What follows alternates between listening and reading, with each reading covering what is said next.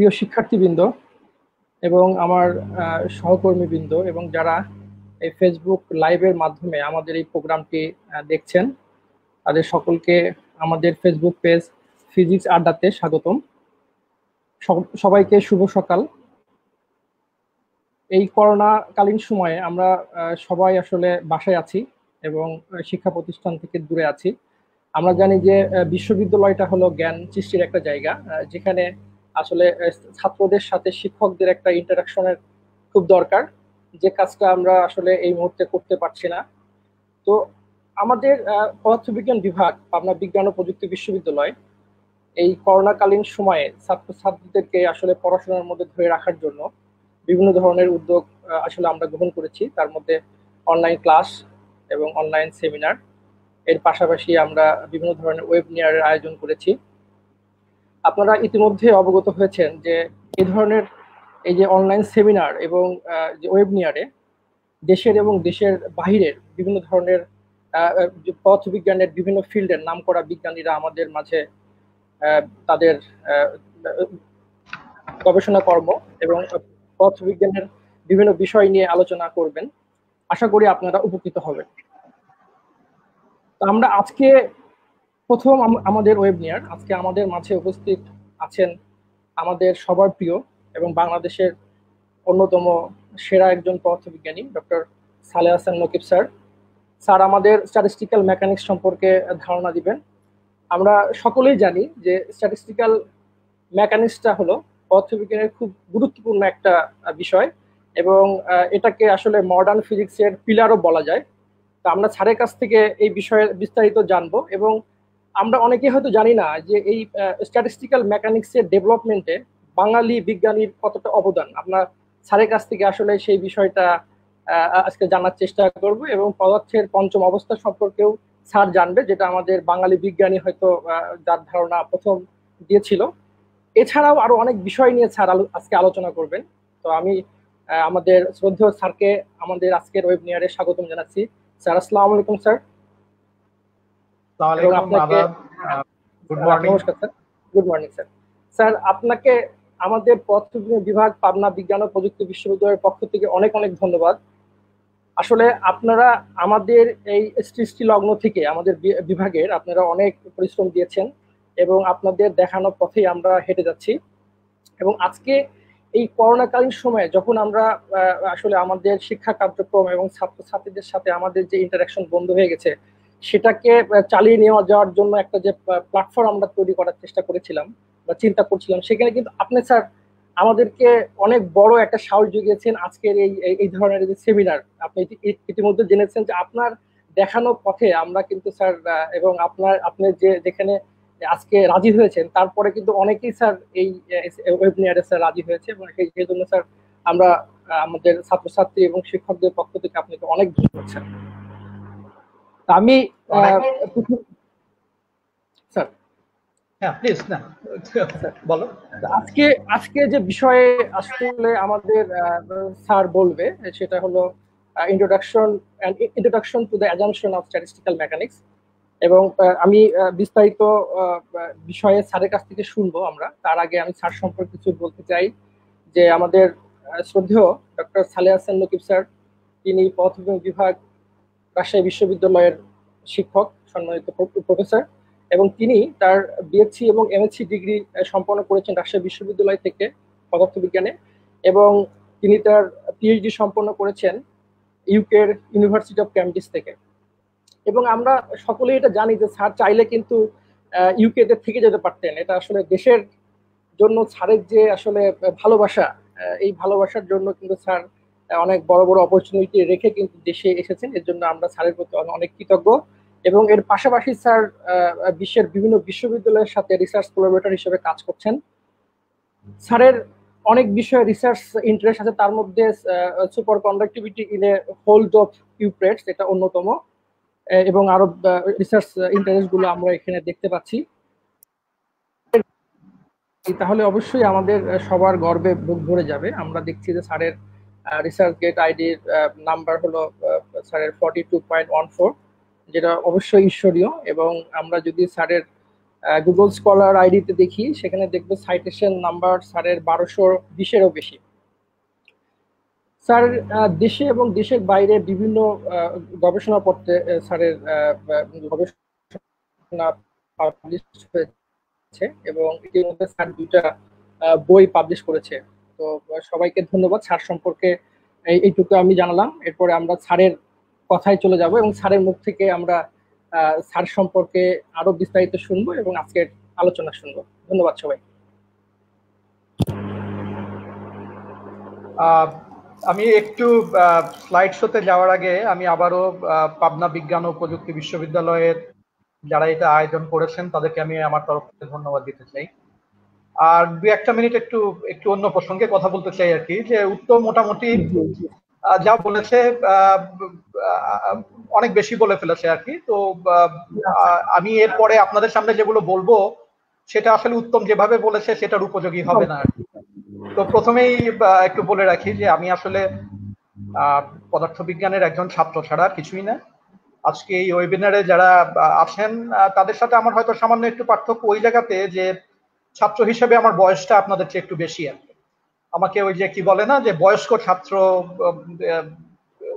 আমি ওই পর্যায়ে পড়ি আর কি। আমার বয়সটা একটু বেশি, আপনাদের বয়স অপেক্ষাকৃত কম আমি আশা করছি, হয়তো কেউ কেউ আছেন আমার বয়সে থাকতেও পারেন। তো একটু শুরুতে আর 2-1 কথা বলা দরকার, সেটা হচ্ছে আমি আপনারা দেখবেন যে আজকে যে প্রেজেন্টেশন, শোনা যাচ্ছে কি উত্তম? সবকিছু পরিষ্কার শোনা যাচ্ছে কি? হ্যাঁ। তো আমি কিন্তু আসলে কথা বলবো, হ্যাঁ আমি কথা বলবো একেবারে প্রাথমিক ধ্যান ধারণা নিয়ে, তার মানে introduction to the basic assumptions. তাহলে বেসিক অ্যাজাম্পশন যেগুলো আছে সেগুলোরও একটা ইন্ট্রোডাকশন। খালি খুব যে আমি কঠিন বিজ্ঞানের ভিতরে যাব, কঠিন স্ট্যাটিস্টিক্যাল মেকানিক্সের ভিতরে যাব তা কিন্তু না। আমি একেবারে যে ফাউন্ডেশন লেভেলে যে জিনিসগুলো বুঝতে হয় আমি সেগুলো নিয়ে একটু আলাপ করব, এবং কেন করব সেটা আমি প্রেজেন্টেশন যখন হবে তখন সেটা একটু আমি আলোচনা করার চেষ্টা করব, জানি না কতটুকু পারবো। তো আমি আবারও আপনাদের ধন্যবাদ দিই। আমার মনে হয় যে আমি এই ধরনের স্ক্রিন শেয়ারিং প্রেজেন্টেশন তো আমার অভিজ্ঞতা খুব বেশি না। তো আপনাদের যে প্রশ্নগুলো আছে সেটা বোধহয় প্রেজেন্টেশন শেষ হয়ে গেলেই একবারে মানে যদি করা হয় তাহলে ভালো হয় নাকি? তাই না? প্রশ্নগুলো পরে আসলেই ভালো হয়। তার কারণ প্রবাবলি আমি যখন স্ক্রিন শেয়ার করব তাহলে কেউ কমেন্টের মাধ্যমে, তাই না? কারণ স্ক্রিন শেয়ার যখন করব আমি বোধহয় আপনাদের দেখতে পাবো না আর কি। তো আমি আসলে স্ক্রিন শেয়ারে যাচ্ছি, আর আপনাদের যে কোনো প্রশ্ন নির্দ্বিধায় করতে পারেন। আমি উত্তর দিতে পারলে পারবো, না পারলে আমরা নিজেরা আলোচনা করব। উইল সি হাউ ইট গোস। তাহলে আমি স্ক্রিন শেয়ারিং এ যাচ্ছি। জি স্যার।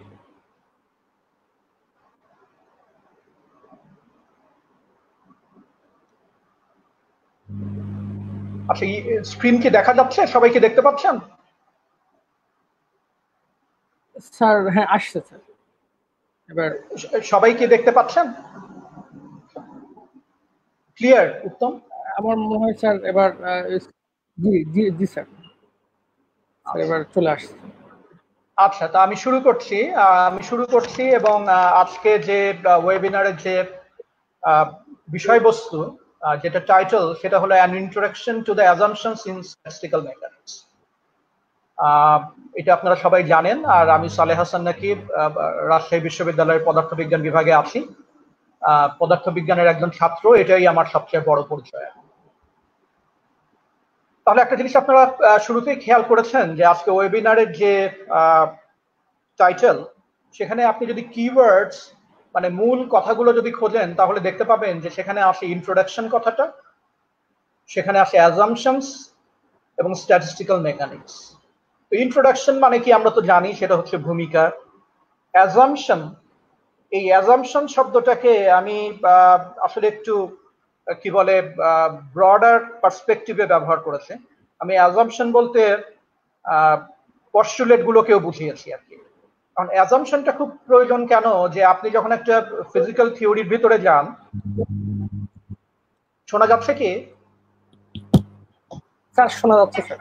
আচ্ছা, যে কোনো ফিজিক্যাল থিওরির ভিতরে যখন আপনি ঢোকেন, তখন ঢুকতে গেলে ওই ফিজিক্যাল থিওরির পেছনে কিছু কাহিনী আছে। সেই কাহিনীগুলো যদি জানা না থাকে তাহলে কোনো ফিজিক্যাল থিওরির ভিতরেই আসলে খুব ভালো করে ঢোকা যায় না। তার মানেটা কি? তার মানে হচ্ছে যে আপনি ফিজিক্সের যে ব্রাঞ্চেই দক্ষতা অর্জন করতে চান না কেন, ওই ব্রাঞ্চের শুরুর কথাগুলো, গোড়ার কথাগুলো, যেই কথাগুলোর উপর ডিপেন্ড করে ওই ওই ব্রাঞ্চটাকে ডেভেলপ করা হয়েছে, একটা মডেল তৈরি করা হয়েছে, সেই ফান্ডামেন্টাল গুলো সম্পর্কে একটা ভালো ধারণা না থাকলে কিন্তু আসলে আপনি যতই বেশি লেখাপড়া করেন না কেন, যতই কঠিন প্রবলেম সলভ করেন না কেন, ওই জানাও এবং বোঝার ভিতরে একটা গ্যাপ থেকেই যায়। তো আজকে আমি মেইনলি ফোকাস করব ওই অ্যাজাম্পশন গুলোকে একটু আমরা যেন ভালো করে বুঝতে পারি, সেটা কিভাবে সম্ভব সেই জিনিসগুলো নিয়ে একটু আলোচনা করা। এবং অবভিয়াসলি আমরা যেহেতু স্ট্যাটিস্টিক্যাল মেকানিক্স নিয়ে কথা বলবো, statistical mechanics itself is a keyword. তো আমি বলবো যে কিওয়ার্ড তিনটাই। একটা হলো ইন্ট্রোডাকশন, খুব বেশি কথা আমরা বলবো না, খুব ব্যাপক পরিসরে আমরা ঢুকবো না, আমরা একটা সূচনার ভিতরেই থাকবো। তারপরে হচ্ছে অ্যাজাম্পশন, তার মানে যেসব ফান্ডামেন্টাল প্রিন্সিপালের উপরে বেস করে আমরা থিওরিটাকে ডেভেলপ করি। এবং কোন থিওরি নিয়ে আমরা কথা বলছি? Statistical mechanics. এটা দেখলে আপনারা অনেকে দুঃখ পাবেন, কিন্তু দুঃখটা প্রথমে দিয়ে দেয়াই ভালো। আমি খুব কঠিন কথা বলবো না, এবং এটা আমি আগেই বলেছি। তাহলে আজকের যে ওয়েবিনার, এটা বুঝতে গেলে কোন ধরনের প্রিরিকুইজিট নলেজ দরকার? আমি বলবো যে কারো যদি এইচএসসি লেভেলের ফিজিক্স জানা থাকে এবং সেই সাথে সাম এবিলিটি অফ ক্রিটিক্যাল থিঙ্কিং, যে একটু গভীরে ঢুকে কাটাছেড়া করার ক্ষমতা যদি থাকে, তাহলে আজকে আমি যেটা বলছি সেটা নিয়ে খুব সমস্যায় পড়ার কথা না। কাজে খুব কঠিন কথা, ওই যে প্রীতম যেটা বলছিল পদার্থের পঞ্চম অবস্থা, ডেফিনেটলি আপনারা যদি চান সেগুলো নিয়ে আমরা আলাপ করতে পারি। বোস আইনস্টাইন ডিস্ট্রিবিউশন ফাংশন, যার সাথে আমাদের সত্যেন বোস জড়িত, সেগুলো নিয়ে আমরা আলাপ করতে পারি। কিন্তু মূল থিম যেটা থাকবে সেখানে খুব কঠিন ফিজিক্স কিছু নেই। আচ্ছা, তাহলে আমার মনে হয় যে প্রথমে আমাদের জানা দরকার যে স্ট্যাটিস্টিক্যাল মেকানিক্স আসছে কোন জায়গা। স্ট্যাটিস্টিক্যাল মেকানিক্সের আপনি যদি মূলটা বুঝতে চান, তাহলে স্ট্যাটিস্টিক্যাল মেকানিক্স এসছে কিন্তু থার্মোডাইনামিক্স থেকে। আমরা সবাই তাপগতিবিদ্যার কথা জানি, এবং এই তাপগতিবিদ্যার যে ডেভেলপমেন্ট, এটা হলো 18 এবং 19 শতকে। এই তাপগতিবিদ্যাকে আরেকটু ভালো করে বোঝার জন্য আমার দরকার হয়ে পড়ে হলো স্ট্যাটিস্টিক্যাল মেকানিক্স।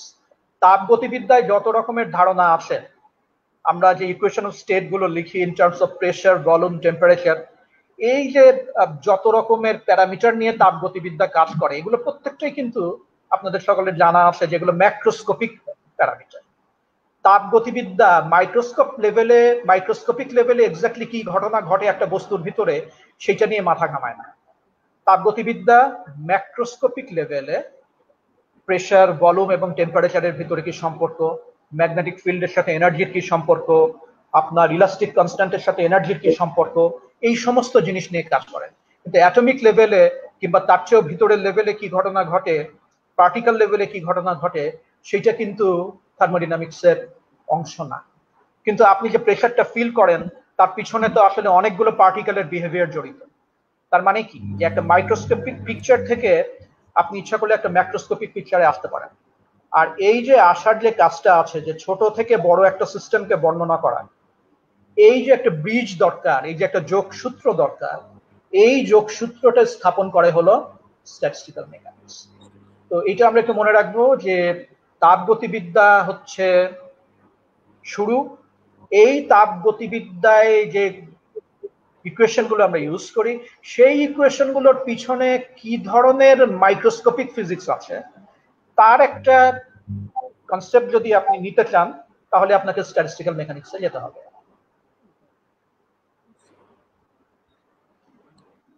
তো হ্যাঁ, যেটা বলছিলাম যে কেন স্ট্যাটিস্টিক্যাল মেকানিক্স, প্রথমে অরিজিনের কথা বলছি, তারপরে কেন স্ট্যাটিস্টিক্যাল মেকানিক্স সেটা অরিজিনে কিছুটা বলেছি। সেই কথাটা আমরা কয়েকটা স্লাইডে একটু ব্যাখ্যা করার চেষ্টা করব। এখানে যে কথাটা লেখা হয়েছে এটা আপনাদের জানা আছে। এখানে আমি বলেছি thermodynamics deals with macroscopic systems. The laws of thermodynamics are extremely broad based. Broad based বলতে আমরা বোঝাচ্ছি যে common sense type, no regards to the behavior of individual constituents. So the question is what goes at the particle level.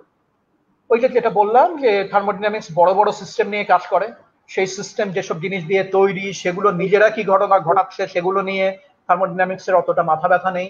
এবং first second এবং third ল এর কথা আমি বলিনি, কারণ থার্ড লটা ঠিক ফার্স্ট এবং সেকেন্ড ল এর মতো না, যদিও ফার্স্ট এবং সেকেন্ড ল থেকে থার্ড লতে পৌঁছানো যায়। ফার্স্ট এবং সেকেন্ড ল অফ থার্মোডাইনামিক্স আপনারা জানেন, একটা হলো conservation of energy principle, first law, এবং সেকেন্ড ল হলো which gives you the concept of entropy. তার মানে ইরিভার্সিবল প্রসেসে কি ধরনের ঘটনা ঘটে সেগুলো জানতে গেলে আপনার সেকেন্ড ল জানা দরকার, এবং এন্ট্রপির কনসেপ্ট সেখান থেকে পাওয়া যায়। এই ল গুলোর কিন্তু ডেরিভেশন হয় না। বিজ্ঞানের ছাত্রদের একটা জিনিস জানা দরকার যে সবকিছু কিন্তু ডেরিভেশন হয় না। যেমন first law of thermodynamics as such আপনি এটা ডেরাইভ করতে পারবেন না। সেকেন্ড ল অফ থার্মোডাইনামিক্স এইটাও নট সাবজেক্ট টু ডেরিভেশন। এগুলো হচ্ছে ব্রড বেসড এবং কমন সেন্স টাইপ। তার মানে আমরা ভৌত ঘটনা পর্যবেক্ষণ করেছি, আমাদের বহু অভিজ্ঞতা হয়েছে, পদার্থবিজ্ঞান করতে যে বহু ধরনের ঘটনার আমরা সম্মুখীন হয়েছি, সেই সমস্ত ঘটনাকে বর্ণনা করতে গেলে আমাদের কতগুলো ল এর প্রয়োজন হয়। এবং এই ল গুলো এসছে কোন জায়গা থেকে? এই ল গুলো এসছে এক্সপেরিমেন্টাল অবজারভেশন থেকে, কোনো ডেরিভেশন না। তো এক্সপেরিমেন্টাল অবজারভেশন গুলোকে সামারাইজ করতে গেলে যে ল গুলো তৈরি করা হয় সেই ল গুলোর স্পেশাল টাইপ অফ ল, এবং থার্মোডাইনামিক্স এর ফার্স্ট এবং সেকেন্ড ল কিন্তু ওই ধরনের ল, যেগুলোকে আমি কমন সেন্স টাইপ বলছি।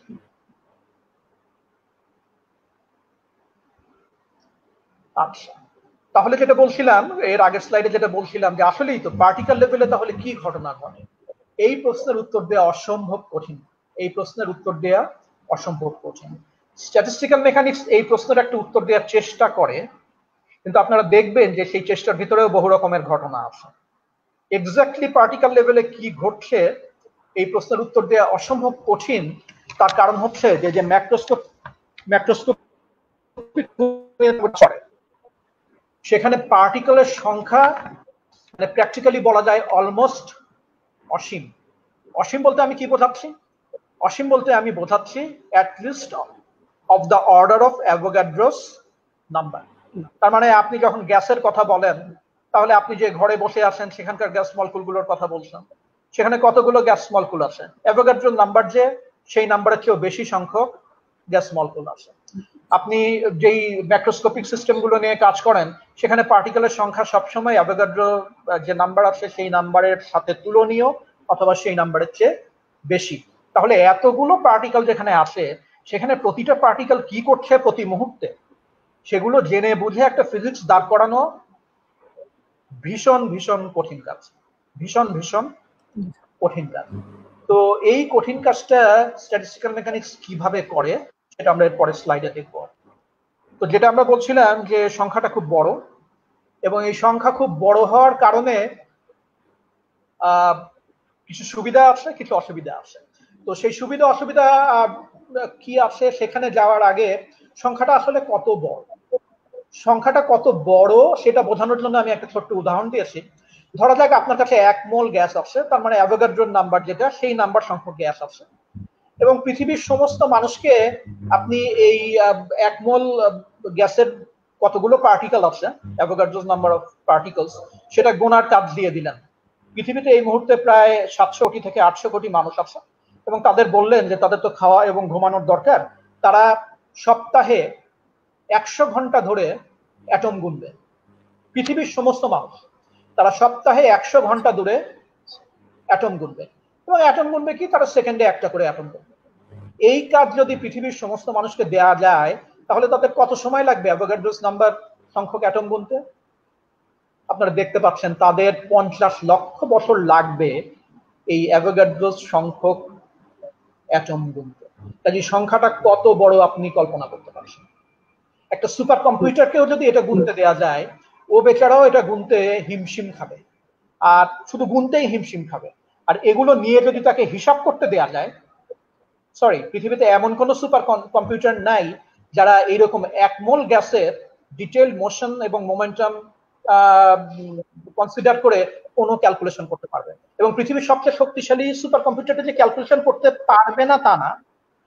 মহাবিশ্বের বয়স হলো আপনারা জানেন প্রায় 14 বিলিয়ন বছর। পৃথিবীর সবচেয়ে শক্তিশালী সুপার কম্পিউটারটাকে যদি বলা হয় ঠিক আছে বাবা, তোমাকে 1 দিন 2 দিন দিলাম না, তোমাকে 14 বিলিয়ন বছর দিলাম, তুমি এদের ডিটেল পজিশন মোমেন্টাম এগুলো ক্যালকুলেট করে খুব সহজ একটা হ্যামিল্টনিয়ান দাঁড় করা, পৃথিবীর সবচেয়ে শক্তিশালী সুপার কম্পিউটার ওই 14 বিলিয়ন বছরেও কাজটা করতে পারবে না। এবং কিছু কথা বলছি, মাত্র 1 মোল গ্যাসের কথা বলছি, তার চেয়ে বেশি কিছু বলছি। তাহলে বুঝতেই পারছেন যে কি বিপুল বড় সংখ্যা নিয়ে এই ম্যাক্রোস্কোপিক সিস্টেমগুলো তৈরি, এবং এগুলো ডিটেইল অঙ্ক করাটা কত কঠিন। তাহলে আমরা কি করব? তাহলে একটি মাত্র কাজ করা, এবং এছাড়া আমাদের কিছু করার নেই। আমাদের ওই একটা একটা করে ধরে হিসাব করার ক্ষমতা আমাদের নেই, করা যাবে না, সে সময় আমাদের নেই, সে টেকনোলজি আমাদের নেই। আমরা কি করতে পারি? আমরা বড় জোর অ্যাভারেজ নিয়ে কাজ করতে পারি। যে এতগুলো পার্টিকেল আছে তাদের অ্যাভারেজ বিহেভিয়ারটা কেমন, তাদের গড়পড়তা বিহেভিয়ারটা কেমন, এবং ওই গড়পড়তা যে বিহেভিয়ার সেটাকেই ওই সিস্টেমের রিপ্রেজেন্টেশন হিসাবে আপনাকে ডিল করতে হবে। তাহলে ব্যাপারটা কি দাঁড়াচ্ছে যে যেহেতু সংখ্যা খুব বড় এবং এত বড় সংখ্যা নিয়ে ডিল করার ক্ষমতা আমাদের নেই, আমাদের বাধ্য হয়ে অ্যাভারেজে ঢুকে যেতে হবে। এবং যেখানেই অ্যাভারেজ আসে, যেখানেই গড়ের ব্যাপারটা আসে, সেখানেই কিন্তু স্ট্যাটিস্টিক্সকে আপনি আর এড়াতে পারবেন না। সো ইউ ক্যান সি যে কি করে আমাদের এইসব হিসাবের ভিতরে অ্যাভারেজটা চলে আসে এবং স্ট্যাটিস্টিক্সটা চলে আসে। এবং যেহেতু অ্যাভারেজ চলে আসে, স্ট্যাটিস্টিক্স ইনএভিটেবল, স্ট্যাটিস্টিক্স নিয়ে আমাদের কাজ করতেই হবে। এবং এটাই কিন্তু স্ট্যাটিস্টিক্যাল মেকানিক্স কেন আসলো, কি দরকার, সেটার একটা মুদ্রা কথা। এখন এইটা আমি মনে করি যে বিজ্ঞানের ছাত্রদের জন্য একটা অসম্ভব ইম্পর্টেন্ট স্লাইড, এবং এই স্লাইডটা আমি বলবো যে একটা বিশেষ গুরুত্বের সাথে বিবেচনা করতে। আসলে বাস্তবে আমরা পদার্থবিজ্ঞানে কি করি? আমরা বিভিন্ন ভৌত রাশি পরিমাপ করি এবং সেই সমস্ত রাশির ভিতরে আমরা সম্পর্ক স্থাপন করার চেষ্টা করি। যেমন আমরা টেম্পারেচার মাপি, প্রেশার মাপি, ভলিউম মাপি, ডেনসিটি মাপি, একটা সার্কিটে ইলেকট্রিক কারেন্ট মাপি। একটা জিনিস মনে রাখতে হবে, আমরা যা কিছু মাপি ফিজিক্সে, শুধু ফিজিক্সে না, এই ফিজিক্যাল ওয়ার্ল্ডে, তার মানে ফিজিক্সে, কেমিস্ট্রিতে, বায়োলজিতে, whatever you can think of, আমরা যা কিছু মাপি তার সবকিছুই কিন্তু অ্যাভারেজ। আপনি অ্যাভারেজ ছাড়া আর কোনো কিছুই মাপতে পারেন না। এই কথাটার মানে কি? এই কথাটার মানে হলো এই যে আপনি যদি একটা কন্টেইনারের ভিতরে কতটুকু গ্যাস আছে তার ভলিউম মাপেন, তাহলে আসলে আপনি যে সময়টুকু আপনার মাপতে লাগছে সেই সময়ে এই গ্যাস গড়পড়তা কতটুকু ভলিউম অকুপাই করেছে আপনি সেইটা মাপেন। কথাটা একটু ভালো করে বোঝার চেষ্টা করতে হবে। কথাটা হলো, আপনি যে কোনো জিনিস যখন মাপেন তখন সেটা মাপতে একটা নির্দিষ্ট সময় লাগে। আপনি কোনো সময় দেবেন না আর মেপে ফেলবেন এমন কোনো কথা নাই। যেমন আপনি থার্মোমিটার দিয়ে যখন আপনার শরীরের তাপমাত্রা মাপেন, আপনি থার্মোমিটার লাগিয়ে দেন এবং সাথে সাথে যে মাপেন তা কিন্তু না। এই যেটা মাপবেন সেটা একটি স্টেডি স্টেটে পৌঁছায়, তারপরে আপনি মাপেন। ইভেন এখন এই করোনার সময় আপনাকে যে ইনফ্রারেড হিট টেম্পারেচার যেটা দিয়ে করে, সেটাও কিন্তু মাইক্রোসেকেন্ডের ভিতরে আপনার টেম্পারেচার ডিটেক্ট করতে পারে না, সেটা করতেও কিছুটা সময় লাগে। তার মানে আপনি যেটাই মাপেন, যাই মাপেন, সেটা তাৎক্ষণিক কোনো পরিমাপ না, একটা সময় জুড়ে আপনাকে মাপতে হয়। তাহলে আপনি যে রিডিংটা দেখেন সেটা আসলে কিসের রিডিং? যে সময়ে জুড়ে অথবা যে ডোমেইনে যেটুকু রেজলিউশনের ভিতরে আপনি জিনিসটাকে মাপছেন, ওইটুকু ডোমেইনের ভিতরে তার যে গড়পড়তা ভ্যালু, সেই ভ্যালুটাই কিন্তু আপনি দেখতে পান। তার মানে যেটাই আপনি মাপছেন সেটাই কাইন্ড অফ অ্যাভারেজ ভ্যালু। যেমন ঘরের ভিতরে গ্যাসের ডেনসিটির কথাই যদি বলি, আপনারা জানেন যে ঘরের ভিতরে যে গ্যাস পার্টিকেল গুলো আসে এরা সবাই দৌড়াদৌড়ি করে বেড়াচ্ছে। তাহলে কি এরা সব জায়গাতে একেবারে একই পরিমাণে আসে? সব জায়গাতে একই পরিমাণে আসে যদি আপনি গড়পড়তা হিসাব করেন। আর আপনি যদি গড়পড়তা হিসাব না করেন, তাহলে কোনো এক পিকো সেকেন্ডে কোনো একটা জায়গাতে একটু ডেনসিটি বেশি, কোনো এক পিকো সেকেন্ড সময়ের ভিতরে কোনো এক জায়গাতে ডেনসিটি একটু কম। কিন্তু আপনি যেটা মাপছেন সেটা হলো অ্যাভারেজ। এবং অন অ্যাভারেজ আমরা দেখব যে অন অ্যাভারেজ ডেনসিটি, আপনি যদি ঘরের এক কোণা থেকে কি বলে 1 মিটার কিউব গ্যাস নেন, ঘরের আরেক কোণা থেকে 1 মিটার কিউব গ্যাস নেন, আপনি দেখতে পাবেন যে দু জায়গাতেই মোরলেস ডেনসিটি বলতে গেলে একই রকম। কিন্তু কথা হলো যে আপনি যদি মিটার কিউবের জায়গায় খুবই ছোট্ট একটা জায়গাতে যদি মাপা শুরু করেন, তাহলে কোনো জায়গায় দেখবেন ওখানে একটা গ্যাস মলকুল আসে, কোনো সময় দেখবেন ওইখানে একটা গ্যাস মলকুল নাই। কাজে আপনি যখন মাপছেন তখন আপনাকে ওই গড়পড়তা হিসাবটাই করতে হবে। তো তো কারো কোনো প্রশ্ন থাকলে আমি আমি পরে অ্যাড্রেস করব, কিন্তু এটা অসম্ভব ইম্পর্টেন্ট কনসেপ্ট। আচ্ছা, এখন প্রশ্ন হলো এই যে আমরা গড় করি, গড় না করে আমাদের উপায় নাই, এবং মেজারমেন্ট গুলো আমি যেটা বলছিলাম যে মেজারমেন্ট গুলো নিজেরাই হলো অ্যাভারেজ, তাহলে তো গড়ের কিছু অসুবিধা আছে। প্রত্যেকটা পার্টিকেল কি করছে আমি জানতে পারছি না, গড়পড়টা তারা কি করছে সেইটা জানতে পারছি। তাহলে প্রত্যেকটার ব্যাপার তো জানা হলো না, এর ফলে কি কোনো অসুবিধা হয়? হ্যাঁ, এর ফলে কোনো কোনো সময় অসুবিধা হয়। তো সেই অসুবিধার ব্যাপারে আমি এখানে আলাপ করব না, পরে যদি প্রশ্ন আসে তাহলে আমি আলাপ করব। তাহলে প্রশ্ন দাঁড়ায় যে গড়টা কতখানি ভালো, গড়টা কতখানি ভালো। আমি একটা উদাহরণ দিই যে আপনার ক্লাসে 3 জন ছাত্র আছে, আপনার ক্লাসে 3 জন ছাত্র আছে, তারা পরীক্ষাতে একজন পেয়েছে 100-তে 100, আর দুজন পেয়েছে 100-তে 20 করে, আচ্ছা 25 করে, 100-তে 25 করে। তাহলে সমস্ত ছাত্র মিলে পেয়েছে হলো 150, গড় করলে হয় 50। তাহলে ক্লাসটা সম্পর্কে আপনার ধারণাটা কি হবে? ক্লাসটা সম্পর্কে গড় থেকে আপনার ধারণা হবে ক্লাসটা হলো গড়পড়টা, কিন্তু আসলে ক্লাসটা কেমন? আসলে ক্লাসটা হলো একটা খুব ভালো ছাত্র আসে আর দুটো খুব খারাপ ছাত্র। ক্লাসটা মোটেই গড়পড়টা ক্লাস না। এই সমস্যার মধ্যে আমরা কেন পড়লাম? এই সমস্যার মধ্যে পড়লাম কারণ ছাত্র সংখ্যা খুবই কম। আপনি যদি একজন ছাত্র যদি আপনার ক্লাসে থাকে, তাহলে আসলে ক্লাসটা কেমন ওইটা সম্পর্কে আপনি কোনো মন্তব্যই করতে পারবেন না, কারণ ও একটা ছাত্র। আপনি কি করে পুরো ক্লাসের কোয়ালিটি সম্পর্কে ওই একটা ছাত্র থেকে আপনি কি করে বলবেন? তাহলে কথাটা হলো যে গড় খুব ভালো মেজার তখনই হয় যখন আপনার পপুলেশনটা খুব বড়। খুব বড় পপুলেশন যদি হয় তাহলে ভালো মন্দ মাঝারি সবকিছু মিলে আপনি একটা ট্রু রিপ্রেজেন্টেশন পাবেন ক্লাসে। তাহলে আমি যখন অ্যাভোগাড্রো সংখ্যক পার্টিকেল নিয়ে কাজ করি, আমার সিস্টেমে যখন ওই সংখ্যক পার্টিকেল আসে, তখন গড় is a very very good measure. তাহলে এত ভালো মেজার কি করে হলো? কেন গড় এত নির্ভরযোগ্য এবং গড় নিয়ে এত কাজ করা যায়? তার কারণ পপুলেশনটা খুব খুব বড় সংখ্যা নিয়ে তৈরি। এটা আর একটা ইম্পর্টেন্ট পয়েন্ট, যে পপুলেশনের সাইজ যত বাড়ে আপনার অ্যাভারেজের সিস্টেমের রিপ্রেজেন্টেশনটাও তত ভালো হয়। যেমন আপনি 10 জন লোকের উপরে যদি একটা জরিপ করেন যে করোনা পরিস্থিতি কেমন, বা 5 জনের উপরে যদি একটা জরিপ করেন যে করোনা পরিস্থিতি কেমন, খুব কঠিন সেখান থেকে কনক্লুশনে আসা। কিন্তু আপনি যদি র্যান্ডমলি বাছাই করে 10,000 লোকের মতামত নেন, তাহলে কিন্তু আপনি রিয়েলি জানবেন যে মানুষ করোনা পরিস্থিতি সম্পর্কে কি ভাবছে। So this is a very important point. তাহলে দেখা যাচ্ছে যে গড় না করে আমার উপায় নাই, স্ট্যাটিস্টিক্যাল মেকানিক্স গড় করে, এবং স্ট্যাটিস্টিক্যাল মেকানিক্স যে গড়টা করে সেখানে পপুলেশন যেহেতু খুব বড়, এই গড় খুব রিলায়েবল গড়, এবং এই গড় ব্যবহার করে আমরা ফিজিক্সের যাবতীয় কাজকর্ম আমরা করে থাকি। এবং প্রীতম শুরুতেই যেটা বলেছে যে স্ট্যাটিস্টিক্যাল মেকানিক্স বিজ্ঞানের সবচেয়ে ইম্পর্টেন্ট ব্রাঞ্চের মধ্যে একটা। তার কারণ স্ট্যাটিস্টিক্যাল মেকানিক্স আসলে শুধু ফিজিসিস্টরা করে না, কেমিস্টরা করে, ইঞ্জিনিয়ারদের করতে হয়, বায়োলজিক্যাল সায়েন্সে যারা আসে তাদেরও স্ট্যাটিস্টিক্যাল মেকানিক্স ছাড়া তাদের কোনো উপায় নাই। তো দিস ইজ, আপনি যদি অ্যাস্ট্রোফিজিক্স পড়তে চান আপনার স্ট্যাটিস্টিক্যাল মেকানিক্স জানতে হবে, আপনি যদি পার্টিকেল ফিজিক্স করতে চান আপনাকে স্ট্যাটিস্টিক্যাল ফিজিক্স জানতে হবে, আপনি যদি কনডেন্স ম্যাটার ফিজিক্স করতে চান আপনাকে স্ট্যাটিস্টিক্যাল, আপনি বিজ্ঞানের কোনো ব্রাঞ্চে ঢুকতে পারবেন না যদি আপনি স্ট্যাটিস্টিক্যাল মেকানিক্স না জানেন। এসেনশিয়াল। আমি একটা উদাহরণ দেব, যেহেতু আমার ফোকাস হচ্ছে অ্যাজাম্পশন এবং পস্টুলেটের উপর। আমার মনে হয় যে এখানে যারা আছেন তারা প্রত্যেকেই কাইনেটিক থিওরি অফ গ্যাসেস করেছেন, এবং এটার পিছনে যারা কাজ করেছেন, অনেকে কাজ করেছেন, তাদের মধ্যে বিশেষভাবে নাম করতে হয় ম্যাক্সওয়েল এবং বোজম্যানের।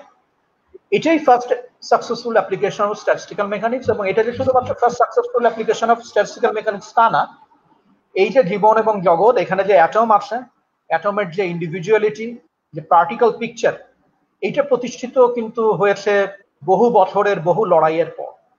এবং এই কাইনেটিক থিওরি অফ গ্যাসেস, এইটা অ্যাটমিক ভিউ অফ ম্যাটারের one of the earliest successful application.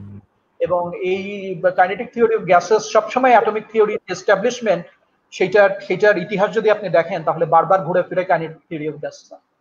তো কাইনেটিক থিওরি অফ গ্যাসেস যখন আমরা স্কুলে হয়তো পড়িনি, কলেজে যখন পড়েছি, তখন সেখানে কিন্তু শুরুতেই কিছু অ্যাজাম্পশন আসে যেগুলোকে পস্টুলেটও বলা যায়। আমি সেই অ্যাজাম্পশন গুলোতে যাব উদাহরণ হিসাবে, যে এই অ্যাজাম্পশন গুলো আসলে কি বলছে। এই অ্যাজাম্পশন গুলো না বুঝলে আসলে কাইনেটিক থিওরি অফ গ্যাসেস এ যাওয়া যায় না। আর এই অ্যাজাম্পশন গুলো বুঝলে কাইনেটিক থিওরি অফ গ্যাসেস কেন সাকসেসফুল এবং কোন সিচুয়েশনে যে এরা আনসাকসেসফুল সেটা বোঝা যায়। তাহলে আমরা অ্যাজাম্পশন গুলো একটু দেখি। এখানে অনেকগুলো অ্যাজাম্পশন আছে, কোন কোন বইয়ে এর চেয়েও কম অ্যাজাম্পশন দেওয়া আছে, কোন কোন বইয়ে অ্যাজাম্পশনের সংখ্যা এর চেয়ে বেশি। তো মোর অর লেস এগুলো এই অ্যাজাম্পশন গুলোই আসে। একটি অ্যাজাম্পশন গুলো আপনারা দেখেন। আমার একটু এক গ্লাস পানির দরকার, আমি কি একটু ব্রেক নিতে পারি? এক গ্লাস পানি নিয়ে আসতে পারি? জি স্যার, অফকোর্স। হ্যাঁ ঠিক আছে, একটু অ্যাজাম্পশন গুলো দেখেন, আমি এক গ্লাস পানি নিয়ে আসছি।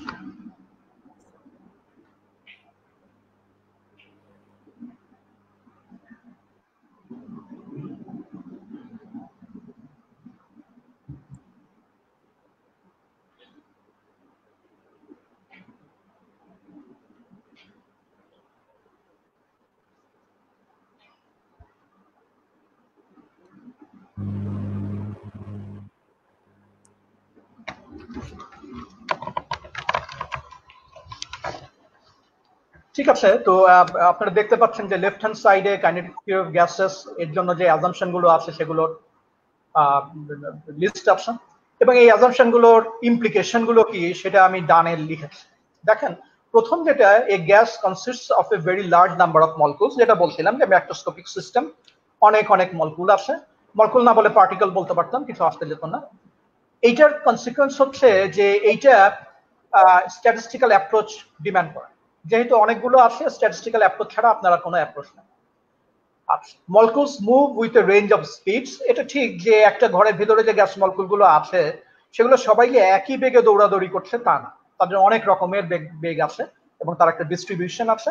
কাজেই আবারও যেহেতু অনেক রকমের বেগ আছে, আপনি কোন বেগ নিয়ে কাজ করবেন, আসলে বেগ কথাটাও বলা ঠিক না, কোন দ্রুতি নিয়ে কাজ করবেন এটা খেয়াল করার বিষয়। আমি বেগ বলছি, আপনারা মানে আমি কখনো বেগ বলে ফেললে আপনাদের চিন্তা করা উচিত আমি আসলে স্পিডের কথা বলছি, দ্রুতির কথা বলছি।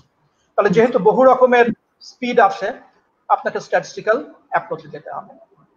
3 নম্বর দেখেন, the volume of the molecules is negligible compared with the volume of the gas itself. এটার ইয়েটা কি, যে এগুলোকে আমরা অলমোস্ট পয়েন্ট বলে কনসিডার করব। এই যে পার্টিকেল গুলো আছে এরা অলমোস্ট পয়েন্টের মতো, তার মানে যেই ভলিউমের ভিতরে তারা আছে, যেই ঘরের ভিতরে তারা আছে বা যেই কন্টেইনারের ভিতরে তারা আছে, সেই কন্টেইনারের ভলিউমের তুলনায় এদের নিজেদের ভলিউম অতি তুচ্ছ। তো অতি তুচ্ছ যদি ভলিউম হয়, এরা যদি পয়েন্ট লাইক হয়, তার মানেটা কি? তার মানে হচ্ছে যে এদের ভিতরের যে গঠন, নিজেদের ভিতরে যে গঠন, সেইটা নিয়ে আমার কনসিডারেশনের প্রয়োজন নাই। কারণ তারা পয়েন্টের মতোই যদি হয়, তাহলে তার চোখ, নাক, কান, হাত, পা কোথায়, এইটা নিয়ে আমার চিন্তা করার দরকার নাই। তার ইন্টারনাল স্ট্রাকচার নিয়ে আমার চিন্তা করার দরকার নাই। এইটার আরেকটা কি বলে অনুসিদ্ধান্ত আছে, সেটা হচ্ছে যে এইরকম তখনই হতে পারে এরা যখন আইডেন্টিক্যাল। তার মানে যখন যেখানে আপনি চোখ, নাক, কান, হাত, পা নিয়ে কথা বলবেন না, সেখানে তো কে কেমন সেইটা নিয়ে কথা বলার কোনো প্রশ্ন আসে না। তার মানে এই পার্টিকেল গুলো হলো আইডেন্টিক্যাল পার্টিকেল। 4 নম্বর হচ্ছে যে যখন কলিশন হয়, সেই কলিশন হয় হচ্ছে ইলাস্টিক। তার মানে এদের যে কলিশনটা হয় সেখানে কোন রকমের কাইনেটিক এনার্জির এক্সচেঞ্জ হয় না। আমরা যে কন্টেনারের ওয়াল গুলো আছে সেগুলো খুব শক্ত, আর পার্টিকেল গুলো তাদের সাথে যখন ইন্টারাক্ট করে, যেহেতু ইলাস্টিক কলিশন, কোন রকম কাইনেটিক এনার্জির এক্সচেঞ্জ হয় না, তাহলে কি হবে? এদেরকে কমপ্লিটলি রিজিড হতে হবে। কমপ্লিটলি রিজিড হওয়ার অর্থটা কি? আপনি যদি কমপ্লিটলি রিজিড যদি না হয়, তাহলে কিন্তু এরকম কমপ্লিটলি ইলাস্টিক স্ক্যাটারিং হবে না। কমপ্লিটলি ইলাস্টিক স্ক্যাটারিং হবে না কেমন? আপনি যদি একটা টেনিস বল দেওয়ালে ছুড়ে দেন, তাহলে ঠিক আছে যে টেনিস বলটা দেওয়ালে লাগার পরে আপনার কাছে আবার ঘুরে আসে, কিন্তু আপনি ভালো করে খেয়াল করলে দেখবেন যে টেনিস বলটা যখন দেওয়ালে লাগে তখন কিন্তু এটা ডিফর্মড হয়, চেটকে যায়, তাই না? একটু একটু চেপটে যায় না? এই চেপটে যাওয়ার ফলে যেটা হয় যে সেখানে পোটেনশিয়াল এনার্জির টার্মটাও চলে আসে। একটা টেনিস বলকে যদি আপনি স্কুইজ করেন, দেওয়ালে খুব জোরে মারলে এটা যে চ্যাপটা হয়ে যায় দেওয়ালে যে মুহূর্তে হিট করে, এইটা কিন্তু পোটেনশিয়াল এনার্জির টার্ম একটা নিয়ে আসে। আমরা কোন রকম পোটেনশিয়াল এনার্জির কারবার এখানে করছি না। 5 নম্বর হচ্ছে molecules exert no force on each other or the container except when in contact. এই মলিকুলগুলো নিজেদের ভিতরে কোনো রকমের ইন্টারাকশন নাই, এটা নন ইন্টারাক্টিং ফ্রি পার্টিকেল। তার মানে পুরো মডেল যেটা দাঁড় করানো হয়েছে সেখানে পার্টিকেলগুলোর ভিতরে নিজেদের ভিতরে যে ইন্টারাকশন সেটাকে কনসিডার করা হয়নি। তারপরে যেটা বলা হয়েছে যে the duration of the collision is very small compared with the time between collisions, তার মানে যেই মুহূর্তে কলিশন হয় সেই সময়টা খুব অল্প, বেশিরভাগ সময় এটা কলিশন ছাড়াই পুরো ঘরের ভিতরে দৌড়াদৌড়ি করে বেড়ায়। এর মানেটা কি? এর মানেটা হচ্ছে যে কলিশনের সময়টা নিয়ে আমার খুব বেশি চিন্তা করার দরকার নাই, এই জন্য দরকার নাই যে বেশিরভাগ সময় এটা আসলে কলিশনের বাইরে থাকে। তারপরে হচ্ছে যে molecules obey Newton's law of mechanics, তার মানে এটা ইনার্শিয়াল ফ্রেম অফ রেফারেন্সের যে ধরনের বিহেভিয়ার সেই রকম সে ফলো করবে। এটা স্ট্রেট লাইনে দৌড়াদৌড়ি করে বেশিরভাগ সময়, ধাক্কা খাওয়ার সময় দিক পরিবর্তন করে আবার স্ট্রেট লাইন, আবার ধাক্কা খেয়ে আবার স্ট্রেট লাইন। তো বেশিরভাগ সময় almost all of the Times এইটা স্ট্রেট লাইনে মুভ করে।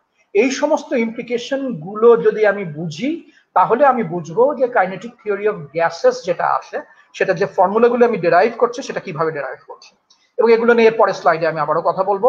তো এই যে ইমপ্লিকেশন গুলো আসে, এই ইমপ্লিকেশন গুলোর ইমপ্লিকেশন কি সেটা বলার আগে আবার ওই পুরাতন কথা একটা যাই। এই অ্যাজাম্পশন গুলোর উপরেই কিন্তু মডেলটা দাঁড়িয়ে আছে। তাহলে কথা হলো এই অ্যাজাম্পশন গুলো যদি আমি ভালো করে না বুঝি তাহলে কিন্তু আমি দাবি করতে পারি না যে আমি মডেলটা ভালো করে বুঝি। This is a very very important point, যে অ্যাজাম্পশন আপনি ভালো করে না বুঝলে আপনি দাবি করতে পারেন না যে আপনি মডেলটা ভালো করে বোঝেন, কারণ মডেলটা দাঁড়িয়েই আছে এই অ্যাজাম্পশন গুলো।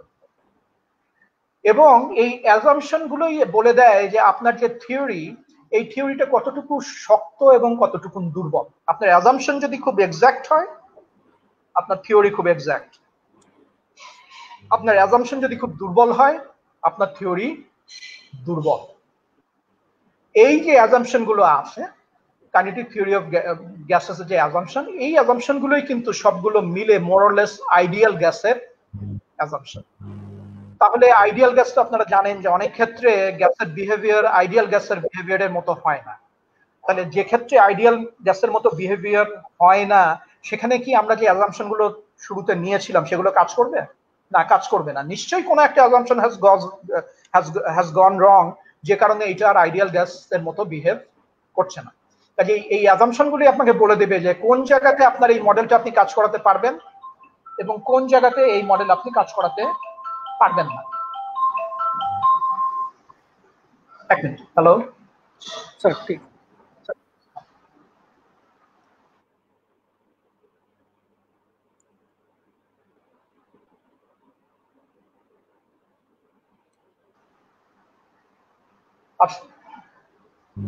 আচ্ছা ঠিক আছে, তো আমাকে আবার একটু ব্রেক নিতে হচ্ছে। হ্যাঁ সরি। প্রিয় শিক্ষার্থীবৃন্দ এবং প্রিয় সুধী, আপনারা জানেন যে আমাদের এই প্রোগ্রামটা দুটো ভাগে বিভক্ত করা হয়েছে। প্রথমটা স্যার তার প্রেজেন্টেশন দিবেন প্রথম সেশনে, দ্বিতীয় সেশনটা রাখা হয়েছে কোশ্চিন এবং অ্যান্সারিং সেশন। সেখানে ডিসকাশন করবে স্যার, বিভিন্ন ছাত্রছাত্রীদের বিভিন্ন কোশ্চিন নিয়ে আলোচনা করবে। আমি আশা করব ছাত্রছাত্রী এবং যারা এই অনুষ্ঠানটা দেখছেন আমার কলিগ এবং দেশের বাইরের যে সকল শ্রোতা, তাদের সবার উদ্দেশ্যে বলবো যে আপনারা প্রেজেন্টেশনটা খুব গুরুত্ব সহকারে শোনেন এবং আপনাদের যদি কোনো কোশ্চিন থাকে তাহলে এই পেজে কমেন্টের মাধ্যমে আপনারা কোশ্চিন করতে পারবেন। এবং কেউ যদি এই ডিসকাশন সেশনে লাইভে আসতে আগ্রহী হন তাহলে আমাকে জানাবেন, আমি আপনাদেরকে লিংক পাঠিয়ে দেব, আপনারা আসতে পারবেন। ধন্যবাদ। আমরা দুঃখিত যে স্যার বিশেষ কাজে একটু বিরতি নিয়েছে। আমরা আশা করব যে তার কাজ শেষ হলে আবার আমরা লাইভে আসতে পারবো। ধন্যবাদ।